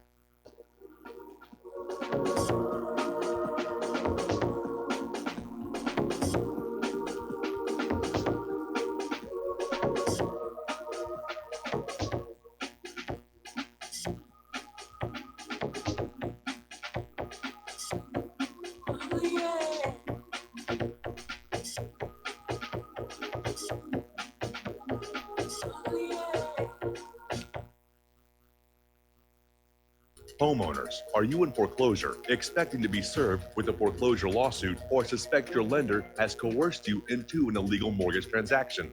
A huge number of mortgages made in the last 10 years have legal issues and are possibly defective. State laws and the U.S. Supreme Court have upheld that defective mortgage documents are grounds for foreclosure defense and for counterclaims in favor of the homeowner. If your mortgage has been sold or assigned since closing the loan, it may be defective and you may be paying the wrong party, and the lender may not have standing for the right to foreclose or collect payments under the law. If you would like to know if your mortgage is legal or not, or know if you are paying the right party, we can help. Our initial consultations are free of charge. We are not attorneys. We are legal researchers and work closely with experienced lawyers who know how to help you find the evidence to help you keep your home. Call toll-free 1-855-2-KEEP-IT. That's 1-855-2-KEEP-IT today. Without the right accessories, any guy can be off the mark. Whether you've invested thousands in your arsenal or you own a single trusted firearm, a visit to AROutfitting.com is in order. It's one of the finest online selections of tactical optics and AR parts and add-ons, like EOTech, quick target acquisition with no peripheral loss. Browse the full range of Nikon scopes and binoculars. AROutfitting.com can illuminate your world with Streamlight gun-mounted lights from keychain to large handhelds up to 1,100 lumens. Find some stability with Battenfield tactical bipods. AROutfitting.com has CMMG gun parts, barrels, assemblies, handguards, part kits, and more, plus mag-full clips and magazines. I know I've got you excited, so take a breath. Head to AROutfitting.com. The site's super easy to navigate and features a ton of technical info, including links to manuals. We also welcome vendor and manufacturer inquiries. Remember, if you don't see it, we can get it at AROutfitting.com. Okay, nurse, let's get this man to the ER stat. Right away, doctor. We see this every day. Heart attack or angina pain due to blocked and clogged arteries. Chelation can remove obstructions or blockages from arteries and help avoid painful and expensive surgery. Now there's Angioprim. It's a liquid oral chelation product that you take with juice. You start to feel the results fast. Angioprim increases blood flow all over the body, and that means more energy and strength to take on the day with less aches and pains. 60 years of research has gone into chelation, and Angioprim is the result. A safe and easy way to unblock your veins and arteries from buildup that slows circulation. Paging Dr. Jones. Please report to the emergency room right away. Log on now for a special radio offer from Angioprim. That's angioprim.com/radio. ANGIOPRIM. Angioprim.com/radio or call 877-882-7221. That's 877-882-7220. We will not go down in the night without a fight. You can burn up our mosques and our homes and our schools, but our spirit will never die. We will not go down Gaza tonight. And aloha, America. Welcome back to the show here. Last segment of our program today. Interesting little story just came across my desk. Apparently, when Japanese leader Shinzo Abe and his wife dined with Benjamin and Sarah Netanyahu at the prime minister's residence, it ended on a bad note. Israeli celebrity chef Moshe Segev, the prime minister's private chef, capped the elaborate dinner with a selection of chocolates served in a metal shoe. Now, that is a major faux pas. That's highly offensive to the Japanese culture. First of all, that you would put food in a shoe and put the shoe on the table. The Japanese culture is very much anti-shoe. They don't wear shoes into the home. They don't wear shoes into the office place. In fact, Abe himself and the Japanese parliamentarians don't wear shoes in the government buildings. They're always left at the door. And this would be like serving Netanyahu a bunch of chocolates in a dish shaped like a pig. That's how insensitive this was. Now, Abe himself just took it all in stride and didn't respond. But this has created quite a fuss among Japanese social media, and they think it was in complete poor taste, and they're wondering, was this just a case of total insensitivity, or did Netanyahu intend to insult Abe for whatever reasons? Now, over at NASA, they are working on what is called the kilopower reactor. This is an experimental portable nuclear power plant that NASA hopes will one day power permanent settlements on Mars and the Moon. Now, we're not talking about a radioisotope thermoelectric generator like we had on Viking or like we have on Curiosity. This is a real fission reactor. The article was illustrated where the cover's off, and you can see what this is being built like. It's called the kilopower reactor. It's about the size of a refrigerator, and it's capable of actually delivering up to 10 kilowatts of energy. This means each kilopower reactor produces enough energy to power about 10 average American homes on Earth. And NASA is estimating that an array of 4 kilopower reactors will be enough to sustain a decent-sized outpost on the Moon or Mars for about a decade. So a positive use for nuclear energy.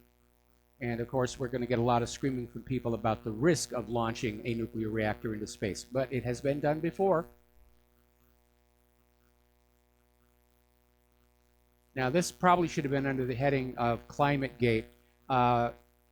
Government officials in the United Kingdom have partnered with companies and governments in the state of Virginia to literally hack down large swaths of southern hardwood forest in order to create biomass energy for use across the pond. And the issue is that continuing to use fossil fuels like coal won't help Great Britain achieve its greenhouse gas emission reduction target. So the country has decided to clear-cut entire forests here in the United States and burn all the wood that's collected to generate electricity. And they're calling it green energy. Now, those hardwood forests take a long time to grow. So this is not, by any reach of the imagination, sustainable. Okay, there's the music. Time for me to get on out of here and get something useful done with the rest of the day. Please stay tuned for John Stadmiller. I'm sure he's got lots of interesting things to share with you. And please take what you learn here, share it with everyone that you know. Keep talking. You are all technically now part of the independent media. We rely on you to share this information by mouth, by email, by postal letter. Don't waste your time on social media. And we'll be back tomorrow. Aloha, America.